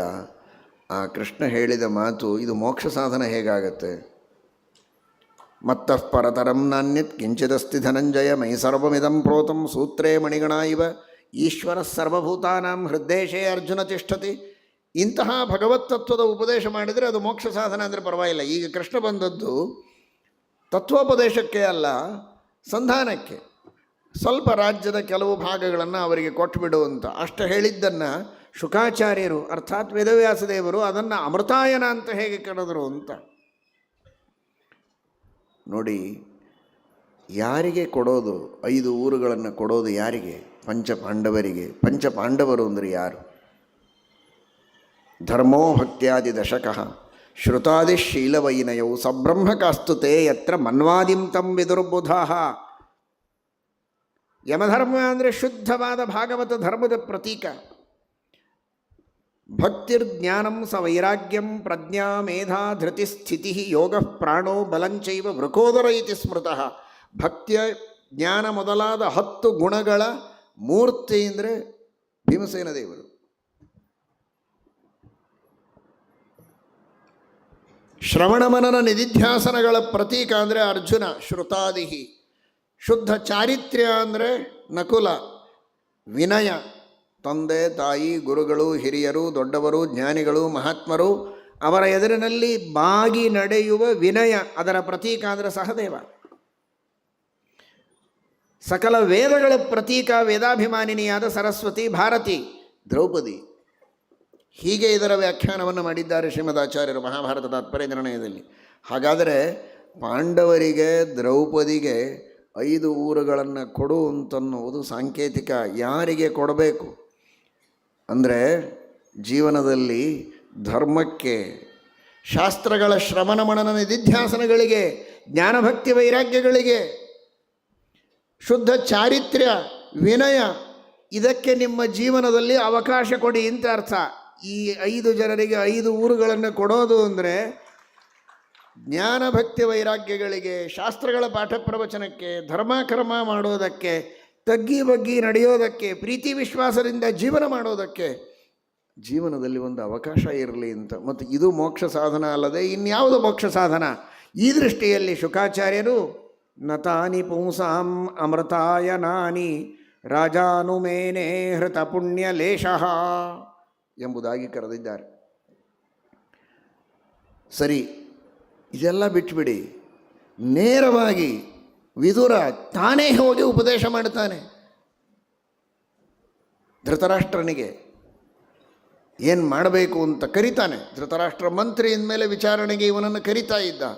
ಸ್ಪಷ್ಟವಾಗಿ ಹೇಳಿದ, ಕೃಷ್ಣ ಹೇಳಿದ್ದು ಸರಿ ಇದೆ, ನೀನು ಕೊಡಬೇಕಾದದ್ದೇ ಧರ್ಮ, ಕೊಡೋದರಿಂದಲೇ ನಿನಗೂ ಒಳ್ಳೆಯದು, ಮಕ್ಕಳಿಗೂ ಒಳ್ಳೆಯದು, ಪರೀಕ್ಷೆ ಮಾಡಬೇಡ, ಪಾಂಡವರ ವಿರೋಧ ಕಟ್ಟಿಕೊಂಡು ನೀನು ಗೆಲ್ಲುವ ಆಶೆಯನ್ನೇ ಮಾಡಬೇಡ ಅಂತ ವಿದುರ ಹೇಳ್ತಾನೆ. ಯದಾ ತು ಪಾರ್ಥಾನ್ ಭಗವಾನ್ ಮುಕುಂದೋ ಗೃಹೀತವಾನ್ ಸ ಕ್ಷಿತಿದೇವದೇವಃ ಆಸ್ತೆ ಸ್ವಪುರ್ಯಾಂ ಯದು ದೇವದೇವೋ ವಿನಿರ್ಜಿತಾಶೇಷ ನೃದೇವದೇವಃ. ದೇವರು ಸರ್ವೋತ್ತಮ ಅನ್ನುವುದು ಸಿದ್ಧ. ಅಂತಹ ಸರ್ವೋತ್ತಮನಾದ ಭಗವಂತನೇ ಪಾಂಡವರ ಪಕ್ಷದಲ್ಲಿದ್ದಾನೆ. ನಿನಗೆ ವಿಜಯ ಆಗುವ ಪ್ರಶ್ನೆಯಲ್ಲಿ ಬರ್ತದೆ. ಯತ್ರ ಯೋಗೇಶ್ವರ ಕೃಷ್ಣ ತತ್ರ ವಿಜಯ. ಸರಿ, ಲೌಕಿಕವಾಗಿಯೂ ಹೇಳ್ತೇನೆ, ಸಕ್ಷಿತಿದೇವ ದೇವ. ದೇವರು ಒಬ್ಬನೇ ಇಲ್ಲ ಪಾಂಡವರ ಪಕ್ಷದಲ್ಲಿ. ಎಲ್ಲ ಕ್ಷಿತಿದೇವರು, ಬ್ರಾಹ್ಮಣರು, ಋಷಿಗಳು, ಮುನಿಗಳು, ಯೋಗಿಗಳು ಎಲ್ಲರೂ ಅವರ ಪಕ್ಷದಲ್ಲಿದ್ದಾರೆ. ನೋಡಿದೆಯೋ ಇಲ್ಲ, ವನವಾಸಕ್ಕೆ ಪಾಂಡವರು ಹೊರಟ್ರೆ 88,000 ಜನ ಮುನಿಗಳು ಅವರ ಜೊತೆಗೆ ಹೊರಟಿದ್ದಾರೆ. ವನವಾಸದಲ್ಲಿರ್ತಾರೆ ಪಾಪ, ಅವರೇ ಕಷ್ಟದಲ್ಲಿದ್ದಾಗ ನಾವ್ಯಾಕೆ ಹೋಗಬೇಕು? ನಾವು ಉಪವಾಸ ಇದ್ದರೂ ಅಡ್ಡಿ ಇಲ್ಲ, ಪಾಂಡವರ ಜೊತೆಗೆ ಉಪವಾಸ ಇದ್ದು ಸಾಯ್ತೇವೆ. ಈ ದುರ್ಯೋಧನನ ಜೊತೆಗೆ ಪಂಚಭಕ್ಷಗಳನ್ನು ತಿಂದು ನಾವು ಜೀವನ ಮಾಡಲಿಕ್ಕೆ ತಯಾರಿಲ್ಲ. ಉಪವಾಸ ಇದ್ದು ಬೇಕಾದರೆ ಸಾಯ್ತೇವೆ ಅಂತ ಹೋದರು. ಆದರೆ ಉಪವಾಸ ಇರಲಿಲ್ಲ, ಅಕ್ಷಯ ಪಾತ್ರ ಇತ್ತು. ಯಥೇಷ್ಟವಾಗಿ ಭಕ್ಷ್ಯಭೋಜ್ಯಗಳನ್ನು ಮಾಡಿಸಿ ಹಸ್ತಿನಾವತಿಗಿಂತಲೂ ವೈಭವದಿಂದ ಅತಿಥಿ ಸತ್ಕಾರ ಮಾಡಿದರು. ಆ ವಿಷಯ ಬೇರೆ. ಆದರೆ ಆ ಎಲ್ಲ ಋಷಿ ಮುನಿಗಳಿಗೆ, ಕ್ಷಿತಿದೇವರಿಗೆ ಪಾಂಡವರ ಪಕ್ಷಪಾತ ಇದೆ ಅಂದರೆ, ಬಲಿಚಕ್ರವರ್ತಿಯ ಕಥೆಯಲ್ಲಿ ಬೃಹಸ್ಪತ್ಯಾಚಾರ್ಯರು ಹೇಳ್ತಾರೆ, ಆ ಬಲಿಚಕ್ರವರ್ತಿಗೆ ಶುಕ್ರಾಚಾರ್ಯರ ಬ್ರಾಹ್ಮಣರ ಅನುಗ್ರಹ ಇದೆ, ಈಗ ನೀನು ಅವನ ವಿರೋಧ ಮಾಡಬೇಡ, ಸ್ವಲ್ಪ ದಿವಸ ಸುಮ್ಮನೆ ಇರು ಅಂತ ಇಂದ್ರದೇವರಿಗೆ ಹೇಳಿ ಸುಮ್ಮನೆ ಕೂಡಿಸ್ತಾರೆ. ಹಾಗಾಗಿ ಅಂತಹ ಬ್ರಾಹ್ಮಣರ ಸಹಾಯ ಅವನಿಗಿದೆ. ದೇವತೆಗಳೆಲ್ಲ ಅವರ ಪಕ್ಷದಲ್ಲಿದ್ದಾರೆ. ಯಾದವರು ಮಹಾಪರಾಕ್ರಮಿಗಳು, ದೇವತೆಗಳ ಅವತಾರರು, ಅವರು ಅವರ ಪಕ್ಷದಲ್ಲಿದ್ದಾರೆ. ಎಷ್ಟೆಷ್ಟೋ ರಾಜರನ್ನು, ಜರಾಸಂಧಾದಿಗಳನ್ನು ಸೋಲಿಸಿದ್ದನ್ನು ನೀನು ಕಂಡಿದ್ದಿ. ಇನ್ನಾದರೂ ನಿನಗೆ ಬುದ್ಧಿ ಬರಲಿ ಅಂತ ಹೇಳಿದರೂ ಧೃತರಾಷ್ಟ್ರ ಕೇಳಿಲ್ಲ. ಕೊನೆಗೆ ನಿನ್ನ ಮನೆಯಲ್ಲಿರುವಂತಹ ಏನು ದುರ್ಯೋಧನ ಇದ್ದಾನೆ, ಇವನನ್ನು ಹೊರಗೆ ಹಾಕು. ಇವನು ದುಷ್ಟ, ಹಿರಿಯ ಮಗ ಆಗಿರಬಹುದು. ಸಯೇಷ ದೋಷ ಪುರುಷದ್ವಿಡಾಸ್ತೆ. ಅವನು ಮಗ ಅಲ್ಲ, ಅವನು ದೋಷದ ಸಾಕಾರ ಮೂರ್ತಿ. ಮನೆ ಬಿಟ್ಟು ಇವನನ್ನು ಹೊರಗೆ ಹಾಕು. ತ್ಯಜೇದೇಕಂ ಕುಲಸ್ಯಾರ್ಥೆ. ಯಾರು ಧೈರ್ಯ ಮಾಡ್ತಾರೆ? ಹೆಸರಿಗೆ ಧೃತರಾಷ್ಟ್ರ ರಾಜ, ನಿಜವಾಗಿ ಎಲ್ಲವನ್ನ ಕೈಯಲ್ಲಿಟ್ಟುಕೊಂಡವರು ದುರ್ಯೋಧನ. ಅಂತಹ ದುರ್ಯೋಧನ ರಾಜಕುಮಾರ, ಯುವರಾಜ ಅಂತನಿಸಿಕೊಳ್ಳಬೇಕಾದವನು ಅವನನ್ನು ಮನೆ ಬಿಟ್ಟು ಹೊರಗೆ ಹಾಕು ಅಂತ ಧೈರ್ಯದಿಂದ ವಿದುರ ಹೇಳ್ತಾನೆ ಅಂದರೆ ಎಂತಹ ಧರ್ಮದ ನಿಷ್ಠೆ. ಈ ರೀತಿ ಹೇಳಿದಾಗ ನಮ್ಮ ಮನೆ ಅನ್ನ ತಿಂದು ನನಗೆ ಹೊರಗೆ ಹಾಕಬೇಕು ಅಂತಂತಾನಲ್ಲ ಇವನು, ಇವನನ್ನು ಯಾಕೆ ಇಟ್ಕೊಂಡಿದ್ದಿ ಅಂತ ಯಾವಾಗ ಅವನು ಮಾತನಾಡಿದ, ಆಗ ವಿದುರ ತನ್ನ ಕೈಯಲ್ಲಿದ್ದ ಧನುಸ್ಸನ್ನು ಮನೆ ಬಾಗಿಲಲ್ಲಿ, ಅರಮನೆಯ ಬಾಗಿಲಿನಲ್ಲಿ ಇಟ್ಟು ತೀರ್ಥಯಾತ್ರೆಗೆ ಹೊರಟ. ಯಾಕೆ ತೀರ್ಥಯಾತ್ರೆಗೆ ಹೊರಟ ಅಂತ ಕೇಳಿದೆಯಲ್ಲಪ್ಪ, ಅದಕ್ಕೆ ಇದು ಕಾರಣ. ಇವರ ದುಷ್ಟತೆ ಎಂದಿಗೂ ದುರ್ಜನತೆ, ದೌರ್ಜನ್ಯ, ದೋಷಗಳು, ಅಶ್ರದ್ಧೆ, ಅತಿರೇಕಕ್ಕೆ ಹೋದಾಗ ಅಲ್ಲಿ ಧರ್ಮ ಉಳಿಯೋದಿಲ್ಲ, ಧರ್ಮ ದೂರ ಆಗತ್ತೆ ಎನ್ನುವುದರ ಸಂಕೇತ. ನಾನೇನೋ ವಿರೋಧ ಪಕ್ಷಕ್ಕೆ ಹೋಗಿ ಪಾಂಡವರಿಗೆ ಸಪೋರ್ಟ್ ಮಾಡಿ ಯುದ್ಧದಲ್ಲಿ ಅವರ ಪರವಾಗಿ ನಿಲ್ತೇನೆ ಅಂತ ಇವರು ಅಂದ್ಕೊಳ್ಬಾರದು ಅಂತ ಧನುಸ್ಸನ್ನು ಜೊತೆಗೆ ತೆಗೆದುಕೊಂಡು ಹೋಗಿಲ್ಲ, ಧನುಸ್ಸನ್ನು ಅಲ್ಲಿಯೇ ಬಿಟ್ಟು ಹೋಗಿದ್ದಾನೆ. ನಾನು ತೀರ್ಥಯಾತ್ರೆಗೆ ಹೊರಟವನು, ವಿರಕ್ತನಾಗಿ ಹೊರಟವನು ಅನ್ನುವುದನ್ನು ತಿಳಿಸಿಕೊಟ್ಟಿದ್ದಾನೆ. ಅಲ್ಲಲ್ಲಲ್ಲಿ ಭಗವಂತನ ಮೂರ್ತಿಗಳನ್ನು ಅಧಿಷ್ಠಿತೋ ಯಾನಿ ಸಹಸ್ರ ಮೂರ್ತಿ, ಅನಂತ ರೂಪಿಯಾದ ಪರಮಾತ್ಮ ಅಲ್ಲಲ್ಲಲ್ಲಿ ಅನೇಕ ರೂಪಗಳಿಂದ ಸನ್ನಿಹಿತನಾಗಿರ್ತಾನೆ. ಭಗವಂತನ ದರ್ಶನವನ್ನು ಮಾಡ್ತಾ ಹೊರಟಿದ್ದಾನೆ ವಿದುರ. ಎಲ್ಲಿ ತೀರ್ಥ, ಸರೋವರ, ಪವಿತ್ರವಾದ ನದಿ ಕಾಣಿಸ್ತದೋ ಅಲ್ಲಿ ಸ್ನಾನ ಮಾಡೋದು. ಅಪಂಕತೋಯೇಷು ಸರಿತ್ಸರಸ್ಸು, ಅಲ್ಲಲ್ಲಿ ಸ್ನಾನ ಮಾಡ್ತಾ ಹೊರಟಿದ್ದಾನೆ. ಭೌಗೋಳಿಕವಾದ ಆ ವ್ಯವಸ್ಥೆ ಹೇಗಿತ್ತು, ನೀರು ಎಷ್ಟು ಶುದ್ಧವಾಗಿ ಆವತ್ತಿನ ಕಾಲದಲ್ಲಿತ್ತು ಅಂತ ಒಂದು ಮಾತಿನಲ್ಲಿ ತಿಳಿಸ್ತದೆ ಭಾಗವತ. ಅಪಂಕತೋಯೇಷು ಸರಿತ್ಸರಸ್ಸು. ಇವತ್ತು ಹೇಗಾಗಿದೆ ಅಲ್ಲಲ್ಲಿ ತೀರ್ಥಗಳ ವ್ಯವಸ್ಥೆ ಎನ್ನುವುದನ್ನು ನೋಡಿದರೆ ಬಹಳ ವಿಚಿತ್ರ ಅನ್ನಿಸ್ತದೆ. ಆದರೆ ಒಂದು ಕೆಸರಿಲ್ಲ, ಹೊಲಸಿಲ್ಲ, ಅತಿಶುದ್ಧವಾದಂತಹ ತೀರ್ಥಗಳು, ಪವಿತ್ರವಾದಂತಹ ತೀರ್ಥಗಳು. ಎಲ್ಲಿ ಸ್ನಾನ ಮಾಡಿದರೆ ಶುದ್ಧವಾದ ಮನಸ್ಸು, ಅಂತಃಕರಣ, ಆ ಶುದ್ಧಾಂತಃಕರಣದಲ್ಲಿ ಶುದ್ಧವಾದ ಜ್ಞಾನೋದಯವಾಗಬೇಕೋ ಅಂತಹ ತೀರ್ಥಗಳಲ್ಲಿ ಸ್ನಾನ ಮಾಡ್ತಾ ಹೊರಟಿದ್ದಾನೆ. ಹೋಗುವಾಗ ಇವತ್ತಿನ ತೀರ್ಥಯಾತ್ರೆಗಳನ್ನು ಮಾಡುವವರಿಗೆ ಒಂದು ದೊಡ್ಡ ಮಾರ್ಗದರ್ಶನ. ಮಹಾಭಾರತ ಬಹಳ ಹೇಳ್ತದೆ ತೀರ್ಥಯಾತ್ರೆಯ ಬಗ್ಗೆ, ಹೇಗೆ ಮಾಡಬೇಕು ಅಂತ. ಯಸ್ಯ ಹಸ್ತೌಚ ಪಾದೌಚ ಮನಶ್ಚೈವ ಸುಸಂಹೃತಂ ಅಂತ. ಕೈ ಶುದ್ಧವಾಗಿರಬೇಕು, ಪಾದ ಶುದ್ಧವಾಗಿರಬೇಕು, ಮನಸ್ಸು ಶುದ್ಧವಾಗಿರಬೇಕು, ಹೊಟ್ಟೆ ಶುದ್ಧವಾಗಬೇಕು. ಕಂಡದ್ದನ್ನು ತಿಂದು ತೀರ್ಥಯಾತ್ರೆ ಮಾಡಿದರೆ ಏನು ಪ್ರಯೋಜನ ಇಲ್ಲ ಅಂತ ಹೇಳುತ್ತದೆ ಮಹಾಭಾರತ ವನಪರ್ವದಲ್ಲಿ. ಅಷ್ಟು ತೀರ್ಥಯಾತ್ರೆಯ ಬಗ್ಗೆ ಹೇಳಿದ್ದಾರೆ. ಮೇಧ್ಯ ವಿವಿಕ್ತ ವೃತ್ತಿ, ಏನು ಅಲ್ಲಲ್ಲಿ ಪವಿತ್ರವಾದ ಪದಾರ್ಥಗಳು ಸಿಗತ್ತೆ, ತಾನಾಗಿಯೇ ಗಿಡದಿಂದ ಬಿದ್ದ ಕೆಲವು ಎಲೆಗಳು, ಹಣ್ಣುಗಳು, ಕಾಯಿಗಳು, ಇವನು ಕಿತ್ತುತ್ತಾ ಇರಲಿಲ್ಲ, ಹಿಂಸೆ ಮಾಡ್ತಾ ಇರಲಿಲ್ಲ. ತಾನಾಗಿ ಬಿದ್ದಿದ್ದರೆ ಅದು ನಿಷಿದ್ಧವಲ್ಲ ಅಂತಾದರೆ ವಿಹಿತವಾದ ಪತ್ರಗಳನ್ನು, ವಿಹಿತವಾದ ಫಲಗಳನ್ನು ಮಾತ್ರ ಸ್ವೀಕಾರ ಮಾಡಿ ಅಷ್ಟರಿಂದಲೇ ಜೀವನವನ್ನು ಮಾಡ್ತಾ ಯಾತ್ರೆಯನ್ನು ಮಾಡ್ತಾ ಇದ್ದಾನೆ. ಅಂಥದರ ಮಧ್ಯದಲ್ಲಿ ಯಾತ್ರೆಯೇ ಒಂದು ಕಷ್ಟ. ವ್ರತಾನಿ ಚೇರೇ ಹರಿತೋಷಣಾನಿ, ನಾನಾ ವಿಧವಾದ ವಿಷ್ಣು ಪಂಚಕಾದಿ ವ್ರತಗಳನ್ನು ಮಾಡಿದ್ದಾನೆ ತೀರ್ಥಯಾತ್ರೆಯನ್ನು ಮಾಡುವ ಸಂದರ್ಭದಲ್ಲಿ. ಮೊದಲೇ ಓಡಾಡುವ ಶ್ರಮ, ಇನ್ನೇನು ವ್ರತ ಉಪವಾಸ ಅನ್ನಲಿಲ್ಲ. ವ್ರತಾನಿ ಚೇರೇ ಹರಿತೋಷಣಾನಿ, ಭಗವಂತನಿಗೆ ಸಂತೋಷ ಆಗುವ ವ್ರತಗಳನ್ನು ಮಾಡ್ತಾ ಮಾಡ್ತಾ, ಸ್ನಾನಾದಿಗಳನ್ನು ಮಾಡ್ತಾ ತೀರ್ಥಯಾತ್ರೆಯನ್ನು ಮಾಡಿ ತನ್ನನ್ನು ತಾನು ಪವಿತ್ರಗೊಳಿಸಿಕೊಂಡಿದ್ದಾನೆ. ಹೀಗೆ ಯಾತ್ರೆ ಮಾಡಬೇಕು ಅಂತ ಜಗತ್ತಿಗೆ ತೋರಿಸಿಕೊಟ್ಟಿದ್ದಾನೆ. ಎಲ್ಲಿ ಬೇಕಲ್ಲಿ ಹೋದನ ಇತ್ತಂ ವ್ರಜನ್ ಭಾರತ ಮೇವ ವರ್ಷಂ. ವೇದವ್ಯಾಸದೇವರು, ಶುಕಾಚಾರ್ಯರು ಎಷ್ಟು ಸ್ಪಷ್ಟವಾಗಿ ಹೇಳುತ್ತಾರೆ. ಕೇವಲ ಭಾರತ ದೇಶದಲ್ಲಿ ಸಂಚಾರ ಮಾಡಿದ್ದಾನೆ, ಬೇರೆ ಕಡೆಗೆ ಹೋಗಿಲ್ಲ. ಇದೇ ಕರ್ಮಭೂಮಿ, ಇಲ್ಲಿಯೇ ಸಂಚಾರ ಮಾಡಿ ತನ್ನನ್ನು ತಾನು ಪವಿತ್ರನನ್ನಾಗಿ ಮಾಡಿಕೊಳ್ಳಬೇಕು ಅಂತ ಜಗತ್ತಿಗೆ ತೋರಿಸಿಕೊಟ್ಟಿದ್ದಾನೆ. ಈ ರೀತಿ ಸಂಚಾರ ಮಾಡ್ತಾ ಮಾಡ್ತಾ ಪ್ರಭಾಸ ಕ್ಷೇತ್ರಕ್ಕೆ ಬರ್ತಾನೆ ವಿದುರ. ಪ್ರಭಾಸ ಕ್ಷೇತ್ರದಲ್ಲಿ ಮುಂದಾಗುವಂತಹ ಯಾದವರ ನಾಶದ ವಿಚಾರ ಅವನ ಕಿವಿಗೆ ಬಿದ್ದಿದೆ. ಬ್ರಾಹ್ಮಣರ ಪರೀಕ್ಷೆಯನ್ನು ಮಾಡುವುದಕ್ಕೋಸ್ಕರ ಯಾದವರು ಪ್ರಯತ್ನ ಮಾಡಿದರು. ಆಗ ಬ್ರಾಹ್ಮಣರ ಶಾಪ ಆಯಿತು. ಯಾದವ ಕುಲಕ್ಕೆ ನಾಶ ಆಗಲಿ ಅಂತ, ಆ ವನಿಕೆಯಿಂದಲೇ ನಿಮ್ಮ ನಾಶ ಆಗಲಿ ಅಂತ ಶಾಪ ಕೊಟ್ಟರು. ಆ ಶಾಪದಿಂದ ಇನ್ನು ಕೆಲವೇ ದಿವಸಗಳಲ್ಲಿ ಯಾದವರ ನಾಶವಾಗುವುದಿದೆ.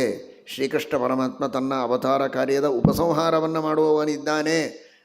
ನಿತ್ಯನಾದರೂ ಕೃಷ್ಣ ಜಗತ್ತಿಗೆ ಕಾಣುವಂತೆ ಇನ್ನು ಮುಂದೆ ಎಲ್ಲರ ಮಧ್ಯದಲ್ಲಿ ಇರೋದಿಲ್ಲ, ಅದೃಶ್ಯನಾಗ್ತಾನೆ ಎನ್ನುವ ವಿಚಾರ ಅವನಿಗೆ ಗೊತ್ತಾಗಿದೆ. ಶ್ರೀಮದ್ ಭಾಗವತವನ್ನು ನೋಡಿಬಿಟ್ರೆ ಯಾದವರ ನಾಶವಾದದ್ದನ್ನು ಕೇಳಿದ ಅಂತ ಮೇಲ್ನೋಟಕ್ಕೆ ತೋರುತ್ತೆ. ಶ್ರೀಮದ್ ಆಚಾರ್ಯರು ತಾತ್ಪರ್ಯ ಬರೀತಾರೆ, ಮಹಾಭಾರತದ ವಿರೋಧ ಬರುತ್ತದೆ. ಇನ್ನೂ ಯಾದವರ ನಾಶವಾಗಿರಲಿಲ್ಲ, ಮುಂದೆ ಆಗೋದಿದೆ.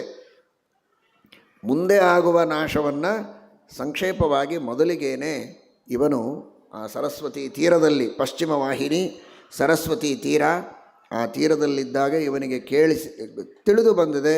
ಬಹಳ ದುಃಖ ಆಗಿದೆ. ಯಾದವರು ಅಂದರೆ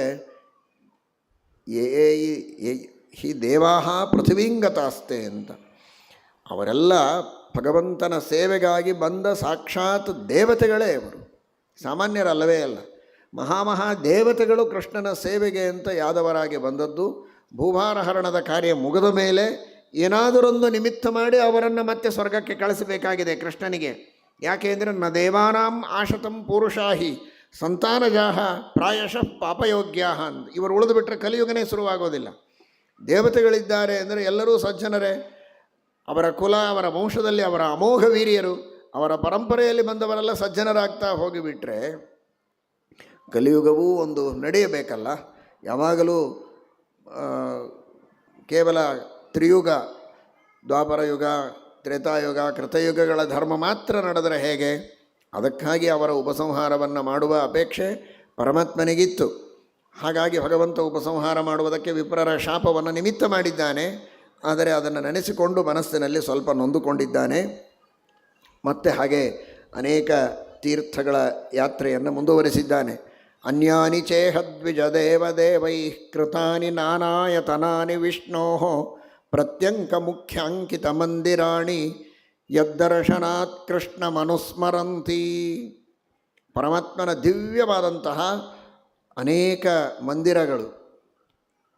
ಆ ಮಂದಿರಗಳಿಗೆ ಹೋಗಬೇಕಾದರೂ ಕೂಡ ಶ್ರೀಮದಾಚಾರ್ಯರು ತಂತ್ರಸಾರ ಸಂಗ್ರಹದಲ್ಲಿ ಒಂದು ಮಾತನ್ನು ಹೇಳಿದ್ದಾರೆ, ಅಪ್ರತಿಷ್ಠಿತ ಬಿಂಬಸ್ಯ ಪೂಜನಂ ಸಿದ್ಧಿ ಹಾನಿಕೃತ ಅಂತ. ಕ್ರಮವಾಗಿ ಶಾಸ್ತ್ರೋಕ್ತ ರೀತಿಯಲ್ಲಿ ಪ್ರತಿಷ್ಠಾಪನೆಯಾದಂತಹ ಪ್ರತಿಮೆಗಳಿದ್ದರೆ ಅಥವಾ ಸ್ವಯಂ ವ್ಯಕ್ತ ಪ್ರತಿಮೆ ಇದ್ದರೆ ಪ್ರಾಚೀನವಾದದ್ದು, ಅಂಥಲ್ಲಿ ಪೂಜೆ ನಮಸ್ಕಾರ ಇತ್ಯಾದಿಗಳನ್ನು ಮಾಡಬೇಕು ಅಂತ. ಸುಮ್ಮನೆ ಒಂದು ಪ್ರತಿಷ್ಠೆ ಇಲ್ಲ, ಏನಿಲ್ಲ. ಈಗ ಮಕ್ಕಳಿಗೆ ಆಡೋದಕ್ಕೆ ಗೊಂಬೆ ಕೊಟ್ಟಿದೆ, ಅದು ಬೇರೆ ವಿಚಾರ.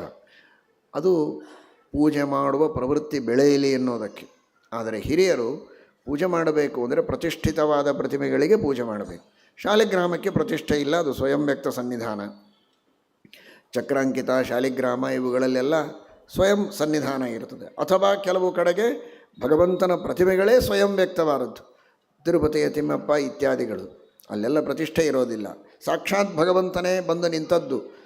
ಹಾಗೆ ಎಲ್ಲಿ ಸಾಕ್ಷಾತ್ ಭಗವಂತ ಬಂದಿರ್ತಾನೆ ಅಥವಾ ದೇವತೆಗಳು ಅಥವಾ ಮಹಾಜ್ಞಾನಿಗಳು ಸಜ್ಜನರು ಶಾಸ್ತ್ರೋಕ್ತ ರೀತಿಯಲ್ಲಿ ಪ್ರತಿಷ್ಠಾಪನೆ ಮಾಡಿರ್ತಾರೆ, ಅಲ್ಲಿ ಪರಮಾತ್ಮನ ಪೂಜೆಯನ್ನು ಮಾಡಬೇಕು ಅಂತ. ಅದನ್ನು ಭಾಗವತ ಹೇಳುತ್ತದೆ. ಅನ್ಯಾನಿ ಚೇಹದ್ವಿಜ ದೇವ ದೇವೈ ಕೃತಾನಿ ನಾನಾಯತನಾನಿ ವಿಷ್ಣೋ ಅಂತಹ ಶ್ರೇಷ್ಠವಾದ ಅಧಿಷ್ಠಾನಗಳಲ್ಲಿ ಸುಲಕ್ಷಣವಾಗಿ ತೆಗೆದಿರುವಂತಹ ಭಗವಂತ ಸುಲಕ್ಷಣನಾಗಿದ್ದಾನೆ.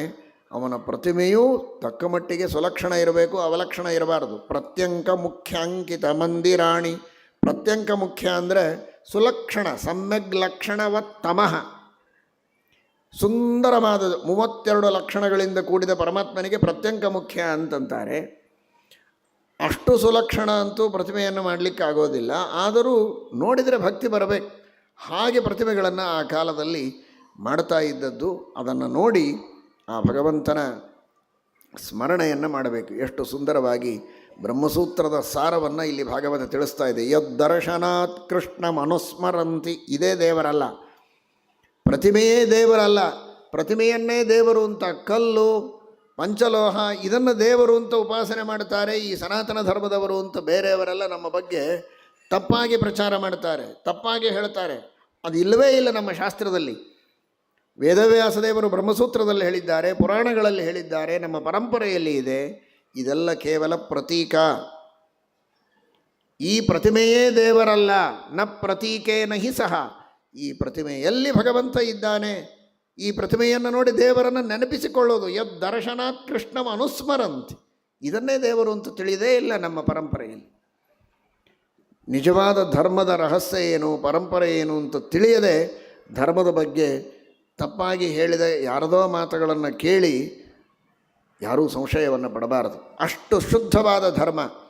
ಕೆಲವರು ಸಂಶಯ ಪಡ್ತಾರೆ, ಕೆಲವರು ತಿರಸ್ಕಾರ ಮಾಡ್ತಾರೆ, ಇನ್ನು ಕೆಲವರು ಅನುಸರಣೆ ಮಾಡ್ತಾ ಇದ್ದರೂ ಕೂಡ ಅಂತೂ ಹೀಗಂತಾರೆ ಕೆಲವರು, ಅದಕ್ಕೇನು ಉತ್ತರವೋ ಗೊತ್ತಿಲ್ಲ ಅಂತ ಗಾಬರಿ ಆಗ್ತಾರೆ. ಯಾವುದೂ ಬೇಕಾಗಿಲ್ಲ, ಸರಿಯಾದ ಉತ್ತರವನ್ನು ತಿಳಿದುಕೊಳ್ಳಿ. ಇಡೀ ಜಗತ್ತಿನ ನಿರ್ಮಾಣ ಮಾಡಿದ ಅನಂತ ಶಕ್ತಿಯಾದ ಪರಮಾತ್ಮ ಸರ್ವತ್ರ ವ್ಯಾಪ್ತನಾಗಿದ್ದಾನೆ. ಆದರೂ ಎಲ್ಲ ಕಡೆಗೆ ಭಗವಂತನ ಸ್ಮರಣೆ ಮಾಡಲಿಕ್ಕೆ ಯೋಗ್ಯತೆ ಇಲ್ಲದೇ ಇದ್ದವರು ಒಂದು ಪ್ರತೀಕವನ್ನು ಮಾಡಿ ಅದನ್ನು ನೋಡಿ ಆ ವಿಶ್ವವ್ಯಾಪಿಯಾದ ಪರಮಾತ್ಮನ ಸ್ಮರಣೆಯನ್ನು ತಂದುಕೊಳ್ತಾರೆ. ಅಷ್ಟಕ್ಕೆ ಪ್ರತಿಮೆಯ ಉಪಯೋಗ. ಪ್ರತಿಮೆಯೇ ದೇವರಲ್ಲ, ಅದು ಜಡ, ದೇವರು ಚೇತನ. ಆ ಅನುಸಂಧಾನದಿಂದ ಅವನು ದರ್ಶನವನ್ನು ಮಾಡಿಕೊಂಡು ಯಾತ್ರೆ ಮಾಡುವಾಗ ಮಾಡ್ತಾ ಮಾಡ್ತಾ ಯಮುನಾ ತೀರಕ್ಕೆ ಬಂದಿದ್ದಾನೆ. ಮುಂದೆ ಅದಕ್ಕೂ ಮೊದಲು ಉದ್ಧವನ ದರ್ಶನ ಆಗಿದೆ. ಉದ್ಧವನನ್ನು ನೋಡಿದ ಕ್ಷಣಕ್ಕೆ ಪರಮಾನಂದ ಆಯಿತು. ಯೋಗ್ಯತೆಯಲ್ಲಿಯೂ ವಿದುರನಿಗೆ ಉದ್ಧವ ದೊಡ್ಡವ, ಗುರು, ದೇವಗುರು, ಬೃಹಸ್ಪತ್ಯಾಚಾರ್ಯ. ಉದ್ಧವ ಅಂದರೆ ಬೃಹಸ್ಪತಿಯ ಅವತಾರ, ಪರಮ ಭಗವದ್ ಭಕ್ತ. ಅಂತಹ ಉದ್ಧವನ ದರ್ಶನ ಆದರೆ ವಿದುರನಿಗೆ ಆನಂದವೋ ಆನಂದ.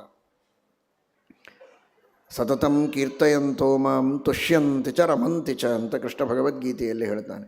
ಇಬ್ಬರು ಭಗವದ್ಭಕ್ತರು ಭೇಟಿಯಾದರು ಅಂದರೆ ಭಗವಂತನ ಮಹಿಮೆಯನ್ನು ಹೇಳ್ತಾ ಕೇಳ್ತಾ ಆನಂದದಲ್ಲಿ ಮುಳುಗಿ ಹೋಗ್ತಾರೆ. ಆ ಉದ್ಧವನ ದರ್ಶನ 10ನೇ ಕಕ್ಷೆಯಲ್ಲಿ ಬರ್ತಾನೆ ತಾರತಮ್ಯದಲ್ಲಿ. ವಿದುರ ಯಮಧರ್ಮನ ಅವತಾರ 12ನೇ ಕಕ್ಷೆ, ತನಗಿಂತಲೂ 2 ಕಕ್ಷೆ ಮೇಲೆ ಇದ್ದವನು ಉದ್ಧವ. ಜ್ಞಾನದಿಂದ ಹಿರಿಯ, ದೇವತೆಗಳಿಗೆ ಗುರು, ಉಪದೇಶ ಮಾಡುವುದಕ್ಕೆ ಸಿಕ್ಕ ಅನ್ನುವ ಆನಂದ. ಆ ಆನಂದದಿಂದ ಆ ಉದ್ಧವನಿಗೆ ಯಾದವ, ಉದ್ಧವ ಕೃಷ್ಣ ಭಕ್ತ, ಕೃಷ್ಣನ ಪರಿಸರದಿಂದ ಇಲ್ಲಿ ಬಂದಿರ್ತಾನೆ ಅನ್ನುವುದಕ್ಕಾಗಿ ಆ ಕೃಷ್ಣನ ವಾರ್ತೆಯನ್ನು ಇವನ ಮುಖದಿಂದ ಕೇಳುವ ಸೌಭಾಗ್ಯ ಸಿಕ್ತು ಅಂತ ಆನಂದ. ಉದ್ಧವನನ್ನು ನೋಡಲಿ ಹರಟೆ ಹೊಡೆಯೋದಕ್ಕೆ ಒಬ್ಬರು ಸಿಕ್ಕರು ಅಂತ ಆನಂದ ಅಲ್ಲ. ಬೇರೆ ಊರಿಗೆ ಹೋದಾಗ ನಮ್ಮ ದೇಶದವರು, ನಮ್ಮ ಭಾಷೆ ಗೊತ್ತಿದ್ದವರು ಭೇಟಿಯಾದರೆ ಒಂದು ಆನಂದ ಇರ್ತದೆ, ಯಾಕೆಂದರೆ ಮಾತಾಡಲಿಕ್ಕೆ ಅವಕಾಶ ಸಿಕ್ತು ಹರಟೆ ಹೊಡೆಯಲಿಕ್ಕೆ ಅಂತ. ಅದಲ್ಲ, ಭಗವಂತನ ವಾರ್ತೆಯನ್ನು ಕೇಳುವುದಕ್ಕೆ, ಭಗವನ್ ಮಹಿಮೆಯನ್ನು ಕೇಳಿ ಕಿವಿ ತುಂಬಿಕೊಳ್ಳೋದಕ್ಕಾಗತ್ತಲ್ಲ ಅಂತ ಮೊದಲನೇ ಪ್ರಶ್ನೆ ಅದನ್ನೇ ಕೇಳಿದ್ದವನು. ಕಚ್ಚಿತ್ ಪುರಾಣವು ಪುರುಷವು ಸ್ವನಾಭ್ಯ ಪದ್ಮಾನುವೃತ್ತೇಹ ಕಲಾವತೀರ್ಣೌ ಆಸಾತ ಉರ್ವ್ಯಾಃ ಕುಶಲಂ ವಿಧಾಯ ಕೃತಕ್ಷಣೌ ಕುಶಲಂ ಶೂರಗೇಹೇ. ರಾಮಕೃಷ್ಣರು, ಬಲರಾಮ ಕೃಷ್ಣ ಇಬ್ಬರೂ ಸುಖವಾಗಿದ್ದಾರೆ ತಾನೇ. ಸಾಕ್ಷಾತ್ ಪರಮಾತ್ಮನೇ ಇಲ್ಲಿ ಅವತಾರ ಮಾಡಿದ್ದು. ಬ್ರಹ್ಮದೇವರ ಸ್ವನಾಭ್ಯ ಪದ್ಮಾನುವೃತ್ತೇಹ ಕಲಾವತೀರ್ಣೌ ಪದ್ಮೋ ಬ್ರಹ್ಮ ಸಮುದ್ದಿಷ್ಟ. ಬ್ರಹ್ಮದೇವರ ಪ್ರಾರ್ಥನೆಯಂತೆ ಪರಮಾತ್ಮ ಇಲ್ಲಿ ಅವತಾರ ಮಾಡಿದವನು ಸುಖವಾಗಿದ್ದಾನೆ ತಾನೆ. ಎರಡೂ ವಿರುದ್ಧ. ದೇವರೇ ಅವತಾರ ಮಾಡಿದ್ದಾನೆ ಅಂದಮೇಲೆ ಸುಖವಾಗಿದ್ದಾನ ಅಂತ ಪ್ರಶ್ನೆ ಕೇಳೋದು ಸರಿಯಾ? ಶ್ರೀಮದ್ ಆನಂದ ತೀರ್ಥ ಭಗವತ್ಪಾದಾಚಾರ್ಯರು ಆ ಪ್ರಶ್ನೆಯ ಸ್ವಾರಸ್ಯವನ್ನು, ಅದರ ಅರ್ಥವನ್ನು ತಿಳಿಸ್ತಾರೆ. ಎಲ್ಲಿಯಾದರೂ ದೇವರ ಬಗ್ಗೆ ಸುಖವಾಗಿದ್ದಾನ ಕೃಷ್ಣ, ರಾಮ, ವೇದವ್ಯಾಸ ದೇವರು ಚೆನ್ನಾಗಿದ್ದಾರಾ, ಆರೋಗ್ಯವಾಗಿದ್ದಾರಾ ಅಂತ ಹೀಗೆ ಯಾರಾದರೂ ಕೇಳಿದರೆ ನಾವು ಕೇಳಲೇಬಾರದು. ಹಾಗೆಲ್ಲಾದರೂ ಪುರಾಣಗಳಲ್ಲಿ ಬಂದಿದ್ದರೆ ಅದರ ಅರ್ಥ ಏನು ಅಂತ ಹೇಳ್ತಾರೆ. ಲೋಕಾನಾಂ ಸುಖಕರ್ತೃತ್ವಂ ಅಪೇಕ್ಷ ಕುಶಲಂ ವಿಭೋ ಪೃಚ್ಛತೆ ಸತತಾನಂದಾತ್ ಕಥಂ ತಸ್ಸೈವ ಪೃಚ್ಛತೆ. ರಾಮಕೃಷ್ಣರು ಜಗತ್ತಿಗೆಲ್ಲ ಆನಂದವನ್ನು ನೀಡ್ತಾ ಲೋಕಾನುಗ್ರಹವನ್ನು ಚೆನ್ನಾಗಿ ಮಾಡ್ತಾ ಇದ್ದಾರಲ್ಲ ಅಂತ ಅರ್ಥ. ಅದಕ್ಕೆ ಅವರಿಗೆ ಸುಖ ಇದೆಯೋ ಇಲ್ಲವೋ ಒಂದು ಪ್ರಶ್ನೆಯೇ ಇಲ್ಲ. ಆ ಭಗವಂತನಿಗೆ ಸುಖ ಸ್ವರೂಪ ಅವನು, ಪ್ರಶ್ನೆಯನ್ನೇ ಕೇಳೋದಲ್ಲ. ಹಾಗಾದರೆ ಎಲ್ಲರಿಗೆ ಸುಖವನ್ನು ಕೊಡ್ತಾ ಇದ್ದಾರಲ್ಲ, ಅಥವಾ ಯಾರಾದರೂ ಮಾಡಿದ ತಪ್ಪಿನಿಂದ, ಅಪರಾಧದಿಂದ, ಅವರ ಮೇಲೆ ಕೋಪದಿಂದ ಏನಾದರೂ ಅವರಿಗೆ ಶಿಕ್ಷೆಯನ್ನು ಕೊಡ್ತಾ ಇದ್ದಾರಾ, ಅಥವಾ ಎಲ್ಲರ ಮೇಲೂ ಪ್ರಸನ್ನರಾಗಿ ಅನುಗ್ರಹ ಮಾಡ್ತಾ ಇದ್ದಾರಾ ಅಂತ ಇಷ್ಟೇ ಆ ಪ್ರಶ್ನೆಯ ತಾತ್ಪರ್ಯ ಅಂತ ಭಾಗವತ ತಾತ್ಪರ್ಯದಲ್ಲಿ ಆಚಾರ್ಯರು ಹೇಳುತ್ತಾರೆ. ಶ್ರೀಮದಾಚಾರ್ಯರ ವ್ಯಾಖ್ಯಾನ ಎಷ್ಟು ಅರ್ಥಪೂರ್ಣವಾದದ್ದು. ಇಲ್ಲಿ ಒಂದು ಸ್ವಾರಸ್ಯವನ್ನು ನಾವು ತಿಳಿಯುವುದು ಅಂದರೆ, ಶ್ರೀಮದಾಚಾರ್ಯರು ಈ ಅರ್ಥವನ್ನು ಹೇಳೋದಕ್ಕೆ ತಮ್ಮ ಮಾತಿನಿಂದ ಹೇಳೋದಿಲ್ಲ, ಪದ್ಮಪುರಾಣದ ವಚನವನ್ನು ಕೊಟ್ಟು ಹೇಳ್ತಾರೆ. ಇತಿ ಪಾದ್ಮೆ ಅಂತ. ಈಗ ನಾವು ಹೇಳಿದ ಶ್ಲೋಕ ಅದು ಪದ್ಮಪುರಾಣದ ವಚನ. ಪದ್ಮಪುರಾಣದ ವಚನದ ಪ್ರಕಾರ ಇಲ್ಲಿ ಕೇಳಿದ ಪ್ರಶ್ನೆ ಕೃಷ್ಣನ ಸೌಖ್ಯದ ಪ್ರಶ್ನೆಯಲ್ಲ, ಜಗತ್ತಿನ ಸೌಖ್ಯದ ಪ್ರಶ್ನೆ ಅಂತ. ಶ್ರೀಮದಾಚಾರ್ಯರು ಮಾಡಿದ ಈ ವ್ಯಾಖ್ಯಾನ ಭಾಗವತಕ್ಕೆ ಸಮ್ಮತ ಅಂತ ನಾವು ಹೇಗೆ ತಿಳಿಯಬಹುದು ಅಂದರೆ, ಆ ಭಾಗವತದ ಪ್ರಶ್ನೆ ಹೇಗಿದೆ ಅಂದರೆ, ಕಚ್ಚಿತ್ ಪುರಾಣವು ಪುರುಷವು ಸ್ವನಾಭ್ಯ ಪದ್ಮಾನುವೃತ್ತೇಹ ಕಲಾವತೀರ್ಣವು. ಸ್ವನಾಭ್ಯ ಪದ್ಮಾನುವೃತ್ತೇಹ ಅಂದರೆ ನಾಭಿಕಮಲದಲ್ಲಿ ಹುಟ್ಟಿದ ಬ್ರಹ್ಮದೇವರ ಪ್ರಾರ್ಥನೆಯಿಂದ ಅವತಾರ ಮಾಡಿದವರು ಅಂತ.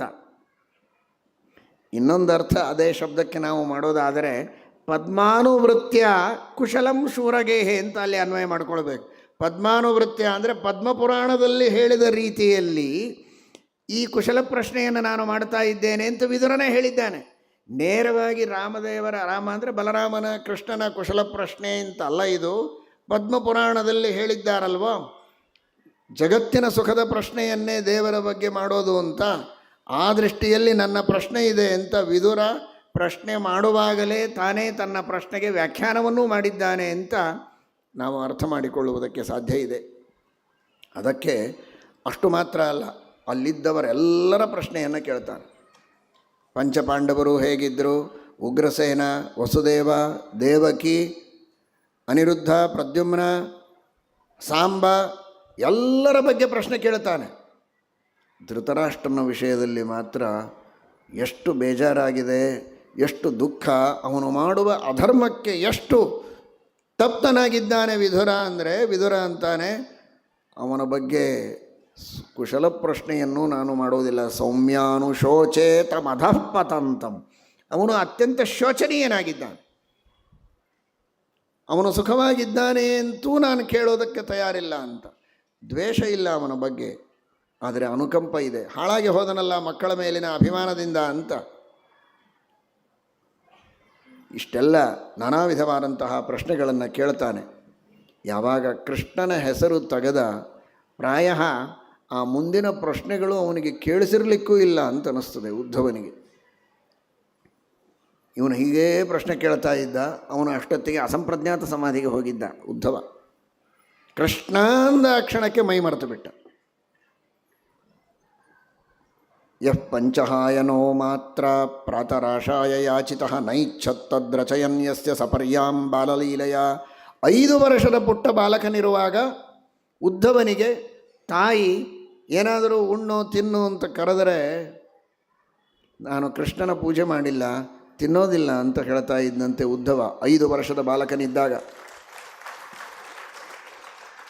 ಮಕ್ಕಳಿಗೆ ಸಂದೇಶ ಕೊಟ್ಟದ್ದು ನಾವಲ್ಲ, ಉದ್ಧವ ಸಂದೇಶ ಕೊಡ್ತಾ ಇದ್ದಾನೆ, ಶುಕಾಚಾರ್ಯರು ಸಂದೇಶ ನೀಡುತ್ತಾ ಇದ್ದಾರೆ, ವೇದವ್ಯಾಸದೇವರು ಸಂದೇಶ ನೀಡುತ್ತಾ ಇದ್ದಾರೆ. ಊಟ ಮಾಡೋದಿಲ್ಲ ಅಂತ ಹೇಳ್ತಾ ಇದ್ದಂತೆ. ಕೃಷ್ಣನ ಪೂಜೆ ಆಗಬೇಕು, ಇನ್ನೂ ಏನು ಉಪನಯನವಾಗಿಲ್ಲ, ದೊಡ್ಡವನಾಗಿಲ್ಲ, ಪೂಜೆ ಅದಲ್ಲ. ಆಟಿಕೆ ಸಾಮಾನುಗಳನ್ನು ತೆಗೆದುಕೊಂಡು ಆಟ ಆಡೋದಾದರೂ ಕೃಷ್ಣನ ಆಟ ಆಡೋದು, ಕೃಷ್ಣನಿಗೆ ಸಮರ್ಪಣೆ ಮಾಡೋದು, ಕೃಷ್ಣನ ಪೂಜೆ ಆದ ಮೇಲೇ ಊಟ ಮಾಡೋದು ಅಂತ ನಿಯಮ ಇಟ್ಟುಕೊಂಡ ಉದ್ಧವ ಸಕಥಂ ಸೇವಯ ತಸ್ಯ ಕಾಲೇನ ಜರಸಂಗತಃ. ಈ ತರಹದ ಸೇವೆಯನ್ನು, ಈ ತರಹದ ಭಕ್ತಿಯನ್ನು ಮಾಡಿ ಆ ಭಕ್ತಿಯಿಂದ ಇವತ್ತು ವೃದ್ಧನಾಗಿದ್ದಾನೆ, ಬರೀ ವಯಸ್ಸಿನಿಂದ ವೃದ್ಧನಾಗಿಲ್ಲ. ಅಂಥವ ಕೃಷ್ಣನ ಬಗ್ಗೆ ಹೇಳು ಅಂತ ಹೇಳಿದರೆ ಹೇಗೆ ಹೇಳಿಯಾನು? ಕಂಠ ಗದ್ಗದವಾಗಿದೆ. ಬಿಗಿದ ಕಂಠದಿಂ ದೃಗ್ಬಾಷ್ಪಗಳಿಂ ನಗೆ ಮೊಗದಿಂ ರೋಮಗಳೊಗೆದು ಆ ಅವಸ್ಥೆಗೆ ಹೋಗಿದ್ದಾನೆ. ಮೈ ಮರೆತು ಬಿಟ್ಟಿದ್ದಾನೆ, ಎಚ್ಚರವೇ ಇಲ್ಲ. ಎಷ್ಟೋ ಹೊತ್ತಾದ ಮೇಲೆ ಶನಕೈರ್ ಭಗವಲ್ಲೋಕಾತ್ ನೃಲೋಕಂ ಪುನರಾಗತಃ ಅಂತಾರೆ ಶುಕಾಚಾರ್ಯರು. ಅವನು ಆ ಭಗವಂತನ ಧ್ಯಾನದ ಅವಸ್ಥೆಯಿಂದ ಮತ್ತೆ ಈ ವ್ಯವಹಾರದ ವ್ಯವಸ್ಥೆಗೆ ಬರಬೇಕಾದರೆ ಬಹಳ ಹೊತ್ತು ಹಿಡಿದಿದೆ. ನಿಧಾನವಾಗಿ ಮತ್ತೆ ಎಚ್ಚೆತ್ತು ವಿದುರನ ಪ್ರಶ್ನೆಗಳಿಗೆ ಉತ್ತರವನ್ನು ಕೊಡ್ತಾನೆ. ವಿದುರ, ಕೃಷ್ಣ ಅಂದೆಲ್ಲ ನಾನೇನು ಹೇಳಲಿ? ಕೃಷ್ಣದ್ಯುಮಣಿ ನಿಮ್ಲೋಚೆ ಗೀರ್ಣೇಶ್ವಜಗರೇಣ ಕಿನ್ನು ನಃ ಕುಶಲಂ ಬ್ರೂಯಾಂ ಗತಶ್ರೀಷು ಯದುಷ್ವಹಂ. ಶ್ರೀಕೃಷ್ಣ ಪರಮಾತ್ಮ ನಿತ್ಯ ಸುಖ, ಎಲ್ಲರಿಗೆ ಸುಖವನ್ನು ಉಂಟು ಮಾಡಿ ಅನುಗ್ರಹವನ್ನು ಮಾಡಿದ್ದಾನೆ. ಆದರೆ ಇವತ್ತು ಕಣ್ಣಿಗೆ ಕಾಣುವಂತೆ ಇಲ್ಲ. ಅವತಾರ ಕಾರ್ಯವನ್ನು ಮುಗಿಸಿ ಪರಂಧಾಮಕ್ಕೆ ಪರಮಾತ್ಮ ಹೊರಟು ನಿಂತಿದ್ದಾನೆ. ಇನ್ನೇನು ನಾನು ಸುಖದ ವಾರ್ತೆಯನ್ನು ನಿನಗೆ ವರ್ಣನೆ ಮಾಡುವುದಕ್ಕೆ ಉಳಿಯಿತು? ದೇವರು ಮಾಡಿದ ಅನುಗ್ರಹ ದೊಡ್ಡದು, ಭೂಭಾರ ಹರಣ ಮಾಡಿದ್ದಾನೆ. ಆದರೆ ಕಣ್ಣಿಗೆ ಕಾಣುವಂತೆ ಪ್ರತ್ಯಕ್ಷವಾಗಿದ್ದು ಏನೊಂದು ಆನಂದದ ದೊಡ್ಡದಾದ ಪ್ರವಾಹವನ್ನು ಹರಿಸ್ತಾ ಇದ್ದ. ಎಲ್ಲಿ ನೋಡಿದರಲ್ಲಿ ಉತ್ಸಾಹ, ಆನಂದ, ಧರ್ಮ, ಎಲ್ಲಿ ನೋಡಿದರಲ್ಲಿ ಆ ಭಗವಂತನ ಗುಣಗಾನಗಳು, ಸ್ವಾಗತ ನಡೀತಾ ಇತ್ತು. ಈ ಕಡೆಗೆ ಬಂದರೆ ಹಸ್ತಿನಾವತಿ, ದ್ವಾರಕಾ, ಎಲ್ಲಿ ಹೋದರೂ ಪರಮಾತ್ಮನಿಗೆ ಅತ್ಯದ್ಭುತವಾದಂತಹ ಸ್ವಾಗತ. ಆ ವೈಭವ ಇನ್ನು ಮುಂದೆ ಇಲ್ವಲ್ಲ ಅನ್ನುವ ದುಃಖ. ಇನ್ನೂ ಕೃಷ್ಣನ ಅವತಾರ ಮುಗುದಿಲ್ಲ. ಅವತಾರದ ಉಪಸಂಹಾರದ ಕಾಲ ಹತ್ತಿರ ಬಂದಿದೆ ಎನ್ನುವುದಕ್ಕಾಗಿ, ಅದು ಮೊದಲೇ ಗೊತ್ತಾದದ್ದಕ್ಕೆ, ಬ್ರಾಹ್ಮಣರ ಶಾಪದಿಂದ ಇನ್ನು ಉಪಸಂಹಾರ ಆಗತ್ತೆ ಅಂತ ಗೊತ್ತಾದದ್ದಕ್ಕೇನೆ ಇಷ್ಟು ದುಃಖ ಆಗಿದೆ.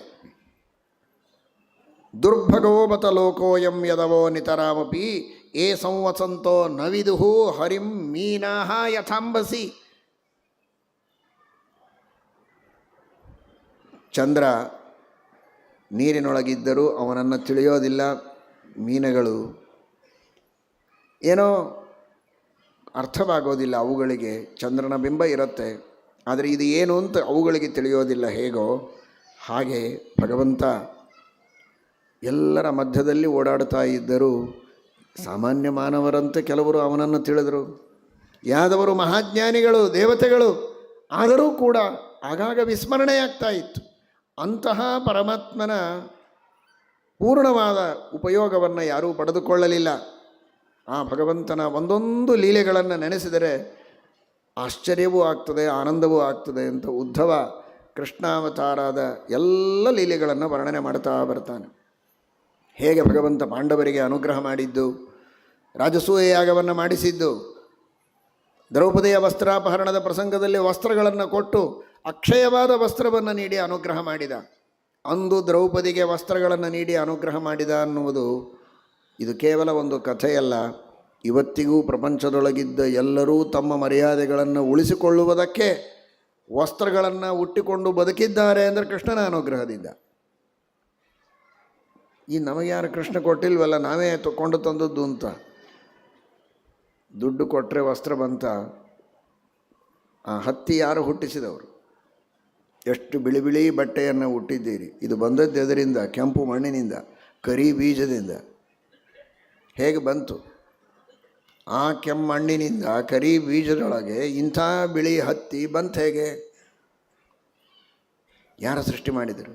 ಹುಳ ತಾನು ತನ್ನ ದೇಹವನ್ನೇ ಅರ್ಪಣೆ ಮಾಡಿ ರೇಷ್ಮೆಯನ್ನು ಸೃಷ್ಟಿ ಮಾಡಿ ನಮಗೆಲ್ಲ ಕೊಡ್ತದೆ. ಆ ಶಕ್ತಿಯನ್ನು ಹುಳದಲ್ಲಿ ಇಟ್ಟವರು ಯಾರು? ಎಲ್ಲ ವಸ್ತ್ರಗಳನ್ನು ಎಲ್ಲರಿಗೂ ಕೊಟ್ಟು ಎಲ್ಲರ ಮರ್ಯಾದೆಯನ್ನು ಇವತ್ತು ಉಳಿಸಿದವನು ಕೂಡ ಭಗವಂತನೇ. ಕೇವಲ ದ್ರೌಪದಿಯ ವಸ್ತ್ರಗಳನ್ನು ಮಾತ್ರ ಕೊಟ್ಟವನು ಅಂತ ತಿಳಿಯಬೇಡಿ. ನಮಗೆಲ್ಲ ವಸ್ತ್ರ ಕೊಟ್ಟವನು ದೇವರು ಅಂತ ತಿಳಿಯುವುದಕ್ಕೆ ಒಂದು ಕಥೆಯನ್ನು ನಮಗೆ ಸಾಂಕೇತಿಕವಾಗಿ ಹೇಳಿದ್ದಷ್ಟೇ. ಅಂತಹ ಪರಮೋಪಕಾರ ಮಾಡಿದವನು ಕೃಷ್ಣ. ದ್ವೇಷ ಮಾಡಿದಂತಹ ಶಿಶುಪಾಲನಿಗೂ ಸದ್ಗತಿಯನ್ನು ಕೊಟ್ಟ. ದ್ವೇಷ ಮಾಡಿದ ಅವನೊಳಗಿರುವ ದುಷ್ಟನಾದ ದೈತ್ಯನಿಗೆ ದುರ್ಗತಿಯನ್ನು ಕೊಟ್ಟರು. ಅವನ ಸಹವಾಸದಿಂದ ಸ್ವಲ್ಪ ದ್ವೇಷ ಮಾಡಿದಂತೆ ಮಾಡಿದರೂ ಒಳಗಿರುವ ಸುಜೀವ ಜಯ ಅವನ ಅನಾದಿ ಕಾಲದ ಭಕ್ತಿಯನ್ನು ಗಮನಿಸಿ ತಾತ್ಕಾಲಿಕವಾಗಿ ಸಹವಾಸ ದೋಷದಿಂದ ಅವನು ತಪ್ಪು ಮಾಡಿದರೂ ಅವನನ್ನು ತನ್ನೊಳಗೆ ಸೇರಿಸಿಕೊಂಡು ದ್ವಾರಪಾಲಕನ ಪದವಿಯನ್ನು ಕೊಟ್ಟು ಮುಂದೆ ಮೋಕ್ಷವನ್ನೇ ಕೊಟ್ಟ ಪರಮಾತ್ಮ. ಅದರಂತೆ ಪೂತನ ಅಹೋ ಬಕೀಯಂ ಸ್ತನಕಾಲಕೂಟಂ ಜಿಘಾಂಸಯಾಪಾಯ ಯದಪ್ಯಸಾಧ್ವಿ ಲೇಭೆ ಗತಿಂ ದಾತೃಚಿತಾಂ ತತೋನ್ಯಂ ಕಂವಾದಯಾಲುಂ ಶರಣಂ ವ್ರಜೇಮ. ಅವಳಿಗೆ ಪೂತನೆ ವಿಷ ಕೊಟ್ಟವಳು, ಆದರೆ ಅವಳಿಗೆ ಯಶೋದೆಗೆ ಕೊಟ್ಟಂತಹ ಶ್ರೇಷ್ಠವಾದ ಸದ್ಗತಿಯನ್ನು ಕೊಟ್ಟ ಪರಮಾತ್ಮ. ಅದರ ತಾತ್ಪರ್ಯ ಸರಿಯಾಗಿ ತಿಳಿಯಬೇಕು.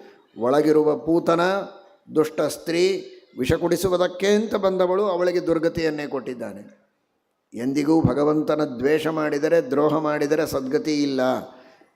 ದೇವರನ್ನು ಹೊಗಳೋದಕ್ಕೆ ದ್ವೇಷ ಮಾಡಿದರೂ ದೇವರು ಸದ್ಗತಿ ಕೊಡ್ತಾನೆ ಅಂತ ಮೇಲ್ನೋಟಕ್ಕೆ ಚೆನ್ನಾಗಿದೆ ಶ್ಲೋಕ. ಹಾಗೇ ತಿಳಿದು ಬಿಟ್ಟರೆ ಯಾಕೆ ಭಕ್ತಿ ಮಾಡಬೇಕು ಅಂತ ಪ್ರಶ್ನೆ ಬರುತ್ತೆ. ದ್ವೇಷ ಮಾಡಿದರೂ ನಮಗೆ ಮೋಕ್ಷವೇ, ಭಕ್ತಿ ಮಾಡಿದರೂ ಮೋಕ್ಷವೇ. ಮನುಷ್ಯನಿಗೆ ಭಕ್ತಿಗಿಂತಲೂ ದ್ವೇಷ ಮಾಡುವುದರಲ್ಲಿ ರುಚಿ ಬಹಳ. ಒಬ್ಬರನ್ನು ಬೈಯೋದರೊಳಗಿರೋಷ್ಟು ಆನಂದ ಹೊಗಳೋದರಲ್ಲಿರೋದಿಲ್ಲ. ಎಲ್ಲರೂ ಬೈಲಿಕ್ಕೆ ಶುರು ಮಾಡ್ತಾರೆ, ದ್ವೇಷನೇ ಮಾಡ್ತಾರೆ. ದೇವರ ಮಹಿಮೆಯನ್ನು ವರ್ಣನೆ ಮಾಡುವ ಅವಶ್ಯಕತೆ ಇಲ್ಲ, ದೋಷಗಳನ್ನೇ ಹೇಳಬಹುದಾಗಿತ್ತು. ಶ್ರೀಮದ್ ಆಚಾರ್ಯರ ವ್ಯಾಖ್ಯಾನದ ಅವಶ್ಯಕತೆ ಎಷ್ಟಿದೆ ಅಂತ ನಾವು ಮನಗಾಣಬೇಕು. ಸಕಲ ಶಾಸ್ತ್ರಗಳ ವಿರೋಧ ಬರುತ್ತೆ. ಅದಕ್ಕೆ ಶ್ರೀಮದ್ ಆಚಾರ್ಯರು ಹೇಳಿದರು, ದುಷ್ಟರಿಗೆ ದುರ್ಗತಿಯನ್ನೇ ಕೊಟ್ಟ. ಆದರೆ ಆ ಪೂತನೆಯಲ್ಲಿರುವ ಊರ್ವಶಿ, ಅವಳು ಸಹವಾಸ ದೋಷದಿಂದ, ಒಳಗಿರುವ ತಾಟಕ ಅವಳ ಸಹವಾಸ ದೋಷದಿಂದ ಊರ್ವಶಿಯೂ ತಪ್ಪು ಮಾಡಲೇಬೇಕು. ಯಾಕೆಂದರೆ ದೇಹ ಒಂದೇ ಇದೆ. ಅವಳು ವಿಷ ಕುಡಿಸ್ಬೇಕು ಅಂದರೆ ಇವಳು ವಿಷನೇ ಕುಡಿಸ್ಬೇಕು. ಒಂದೇ ದೇಹದಲ್ಲಿ ಎರಡು ಜೀವ. ಊರ್ವಶಿಯೂ ಇದ್ದಾಳೆ, ತಾಟಕ ಇದ್ದಾಳೆ. ತಾಟಕಾಳಿಗೆ ದುರ್ಗತಿ, ಊರ್ವಶಿಗೆ ಮಾತ್ರ ಸದ್ಗತಿ. ದೇಹ ಒಂದಾದರೂ ಭಾವನೆಗಳು ಬೇರೆ ಇವೆ. ಇವಳಲ್ಲಿ ಭಕ್ತಿ ಇದೆ, ಇವಳು ಸಜ್ಜನಳು ಅನ್ನುವುದಕ್ಕಾಗಿ ಪರಮಾತ್ಮ ಅವಳಿಗೆ ಸದ್ಗತಿಯನ್ನು ಕೊಟ್ಟ ಎಂಬುದಾಗಿ ತಿಳಿಯಬೇಕು. ಅದೂ ದೊಡ್ಡ ಕಾರುಣ್ಯವೇ. ನಿನ್ನ ಬುದ್ಧಿಯಿಂದ ಮಾಡಿದ್ದೀಯೋ ಇನ್ನೊಬ್ಬರ ಸಹವಾಸದಿಂದ ಮಾಡಿದ್ದೀಯೋ ನನಗೇನು ಗೊತ್ತು. ನೀನಂತೂ ವಿಷ ಕುಡಿಸಿದ್ದು ನಿಜ ನಿನ್ನ ದೇಹದಿಂದ. ಅದಕ್ಕಾಗಿ ನೀನು ದುರ್ಗತಿಗೆ ಹೋಗು ಅಂತ ಹೇಳಿದರೆ ಊರ್ವಶಿಯೂ ದುರ್ಗತಿಯನ್ನು ಹೊಂದಬೇಕಾಗಿತ್ತು. ಹಾಗೆ ಮಾಡಿಲ್ಲ ಅನ್ನುವುದೇ ದೇವರ ದೊಡ್ಡದಾದ ಕಾರುಣ್ಯ ಎಂಬುದಾಗಿ ಉದ್ಧವ ವರ್ಣನೆಯನ್ನು ಮಾಡ್ತಾನೆ. ಹೀಗೆಲ್ಲ ಆ ಭಗವಂತನ ಎಲ್ಲ ಲೀಲೆಗಳನ್ನು ವರ್ಣನೆ ಮಾಡಿದ ಮೇಲೆ ಕೊನೆಗೆ ಹೇಳಿದ, ಪರಂಧಾಮಕ್ಕೆ ಹೋಗುವಾಗ ಮೊದಲು ಪರಮಾತ್ಮ ನನಗೆ ತತ್ವೋಪದೇಶವನ್ನು ಮಾಡಿ ಬದರಿಕಾಶ್ರಮಕ್ಕೆ ಹೋಗಿ ತತ್ವದ ಪ್ರಸಾರವನ್ನು ನೀನು ಮಾಡಬೇಕು ಅಂತ ಕೃಷ್ಣ ಹೇಳಿದ್ದಾನೆ. ಗ್ರಾಮ್ಯ ಸುಖಾನುವಾದೈರ್ಮತಿರ್ಗೃಹೀತ. ಬರೀ ಗ್ರಾಮ್ಯ ಸುಖಾನುವಾದಗಳನ್ನು ಅಲ್ಲಿ ಕೇಳಿ ಎಲ್ಲರ ಬುದ್ಧಿಯೂ ಅದರಲ್ಲಿ ಆಸಕ್ತವಾಗುತ್ತೆ. ನ ಹರೇಃ ಕಥಾಯಾಮ್, ಹರಿಕಥಾದಲ್ಲಿ ಯಾರ ಬುದ್ಧಿಯೂ ಹೋಗೋದೇ ಇಲ್ಲ. ಮಹಾಭಾರತ ಕೇಳಿದರೆ ಓದಿದರೆ ಹಾಗರ್ಥ ಅಲ್ಲ ಅಂತಾರೆ. ಯಸ್ಮಿನ್ ನೃಣಾಂ ಗ್ರಾಮ್ಯ ಸುಖಾನುವಾದೈ ಮತಿರ್ಗೃಹೀತ ನ ಹರೇಃ ಕಥಾಯಾಮ್. ಮಹಾಭಾರತವನ್ನು ಜ್ಞಾನಿಗಳು, ಉತ್ತಮರು, ಮಹಾನುಭಾವರು ಕೇಳಿದರೆ ಯಾವ ಲೌಕಿಕ ವಿಷಯಗಳೂ ಅವರಿಗೆ ಅಲ್ಲಿ ಕಾಣಿಸೋದಿಲ್ಲ. ಅವರಿಗೆ ಕಾಣಿಸೋದೇ ಹರಿಕಥಾ ಒಂದೇ ಒಂದು ಕಾಣಿಸ್ತದೆ. ಹೀಗರ್ಥ ಆ ಶ್ಲೋಕಕ್ಕೆ. ಏನಿಲ್ಲ, ನ ಈ ಕಡೆಗೆ ಹಚ್ಕೊಳ್ಬೇಕಾ ಆ ಕಡೆಗೆ ಅಂತ ಶ್ರೀಮದಾಚಾರ್ಯರು ಆ ವಿಷಯ ಹಾಗೆ ತಾವು ವ್ಯಾಖ್ಯಾನ ಮಾಡುವುದಕ್ಕೆ ಪ್ರಮಾಣ ಕೊಡ್ತಾರೆ. ಭಾರತಾನ್ನಾಧಿಕಂ ವಿಷ್ಣೋರ್ ಮಹಿಮಾವಾಚಕಂ ಕ್ವಚಿತ ಭಾರತಾನ್ನ ವಿರಾಗಾಯ ಭಾರತಾನ್ನ ವಿಮುಕ್ತಯೇ. ವಿಷ್ಣುವಿನ ಮಹಿಮೆಯನ್ನು ಹೇಳಬೇಕು ಅತ್ಯುತ್ತಮವಾಗಿ, ಮಹಾಭಾರತ ಹೇಳಬೇಕು. ವೈರಾಗ್ಯ ಹುಟ್ಟಿಸಬೇಕು, ಮಹಾಭಾರತ. ಭಕ್ತಿಯನ್ನು ಹುಟ್ಟಿಸಬೇಕು, ಮಹಾಭಾರತ ಹುಟ್ಟಿಸಬೇಕು. ಮಹಾಭಾರತಕ್ಕೂ ಮಿಗಿಲಾದ ಗ್ರಂಥ ಇನ್ನೊಂದಿಲ್ಲ. ಉತ್ತಮಾಧಿಕಾರಿಗಳಿಗೆ ಮಹಾಭಾರತದಿಂದಲೇ ಜ್ಞಾನವಾಗ್ತದೆ, ಮಹಾಭಾರತದಿಂದಲೇ ಮೋಕ್ಷವಾಗ್ತದೆ. ಸಾಮಾನ್ಯರಿಗೆ ಮೇಲ್ನೋಟಕ್ಕೆ ಮಹಾಭಾರತದಲ್ಲಿ ಏನೇನೋ ಕಥೆಗಳನ್ನು ಹೇಳಿದ ಹಾಗೆ ಅನಿಸುತ್ತೆ ಕೆಲವು ಕಡೆಗೆ. ಅಂಥವರಿಗೂ ತಿಳಿಯುವ ಭಾಷೆಯಲ್ಲಿ ವೇದವ್ಯಾಸದೇವರು ಉಪದೇಶ ಮಾಡಿದ್ದು ಭಾಗವತವನ್ನು. ಆ ತರಹದ ಶ್ರೇಷ್ಠವಾದ ಭಾಗವತವನ್ನು ನೀವು ಪರಾಶರರಿಂದ ಕೇಳಿದ್ದೇನಿದೆ ಅದನ್ನು ನಮಗೆ ಉಪದೇಶ ಮಾಡಬೇಕು ಎಂಬುದಾಗಿ ವಿದುರ ಪ್ರಶ್ನೆಯನ್ನು ಕೇಳ್ತಾ ಇದ್ದಾನೆ. ವಿದುರನ ಪ್ರಶ್ನೆಗೆ ಬಹಳ ಸಂತೋಷದಿಂದ, ಪ್ರೀತಿಯಿಂದ ವಿದುರನ ವರ್ಣನೆ ಮಾಡುತ್ತಾರೆ. ಸಾಕ್ಷಾತ್ ಯಮಧರ್ಮನ ಅವತಾರ, ಧರ್ಮಮೂರ್ತಿ, ಪರಮ ಸಜ್ಜನ, ವಿಷ್ಣು ಭಕ್ತ. ನಿನ್ನಂತಹ ಭಕ್ತನಿಗೆ ಆ ಭಾಗವತವನ್ನು ಹೇಳುವುದಕ್ಕೆ ನನಗೆ ಶ್ರೀಕೃಷ್ಣ ಪರಮಾತ್ಮನ ಆದೇಶ ಇದೆ. ಅವಶ್ಯವಾಗಿ ನಾನು ಉಪದೇಶ ಮಾಡುತ್ತೇನೆ ಎಂಬುದಾಗಿ ಮೈತ್ರೇಯರು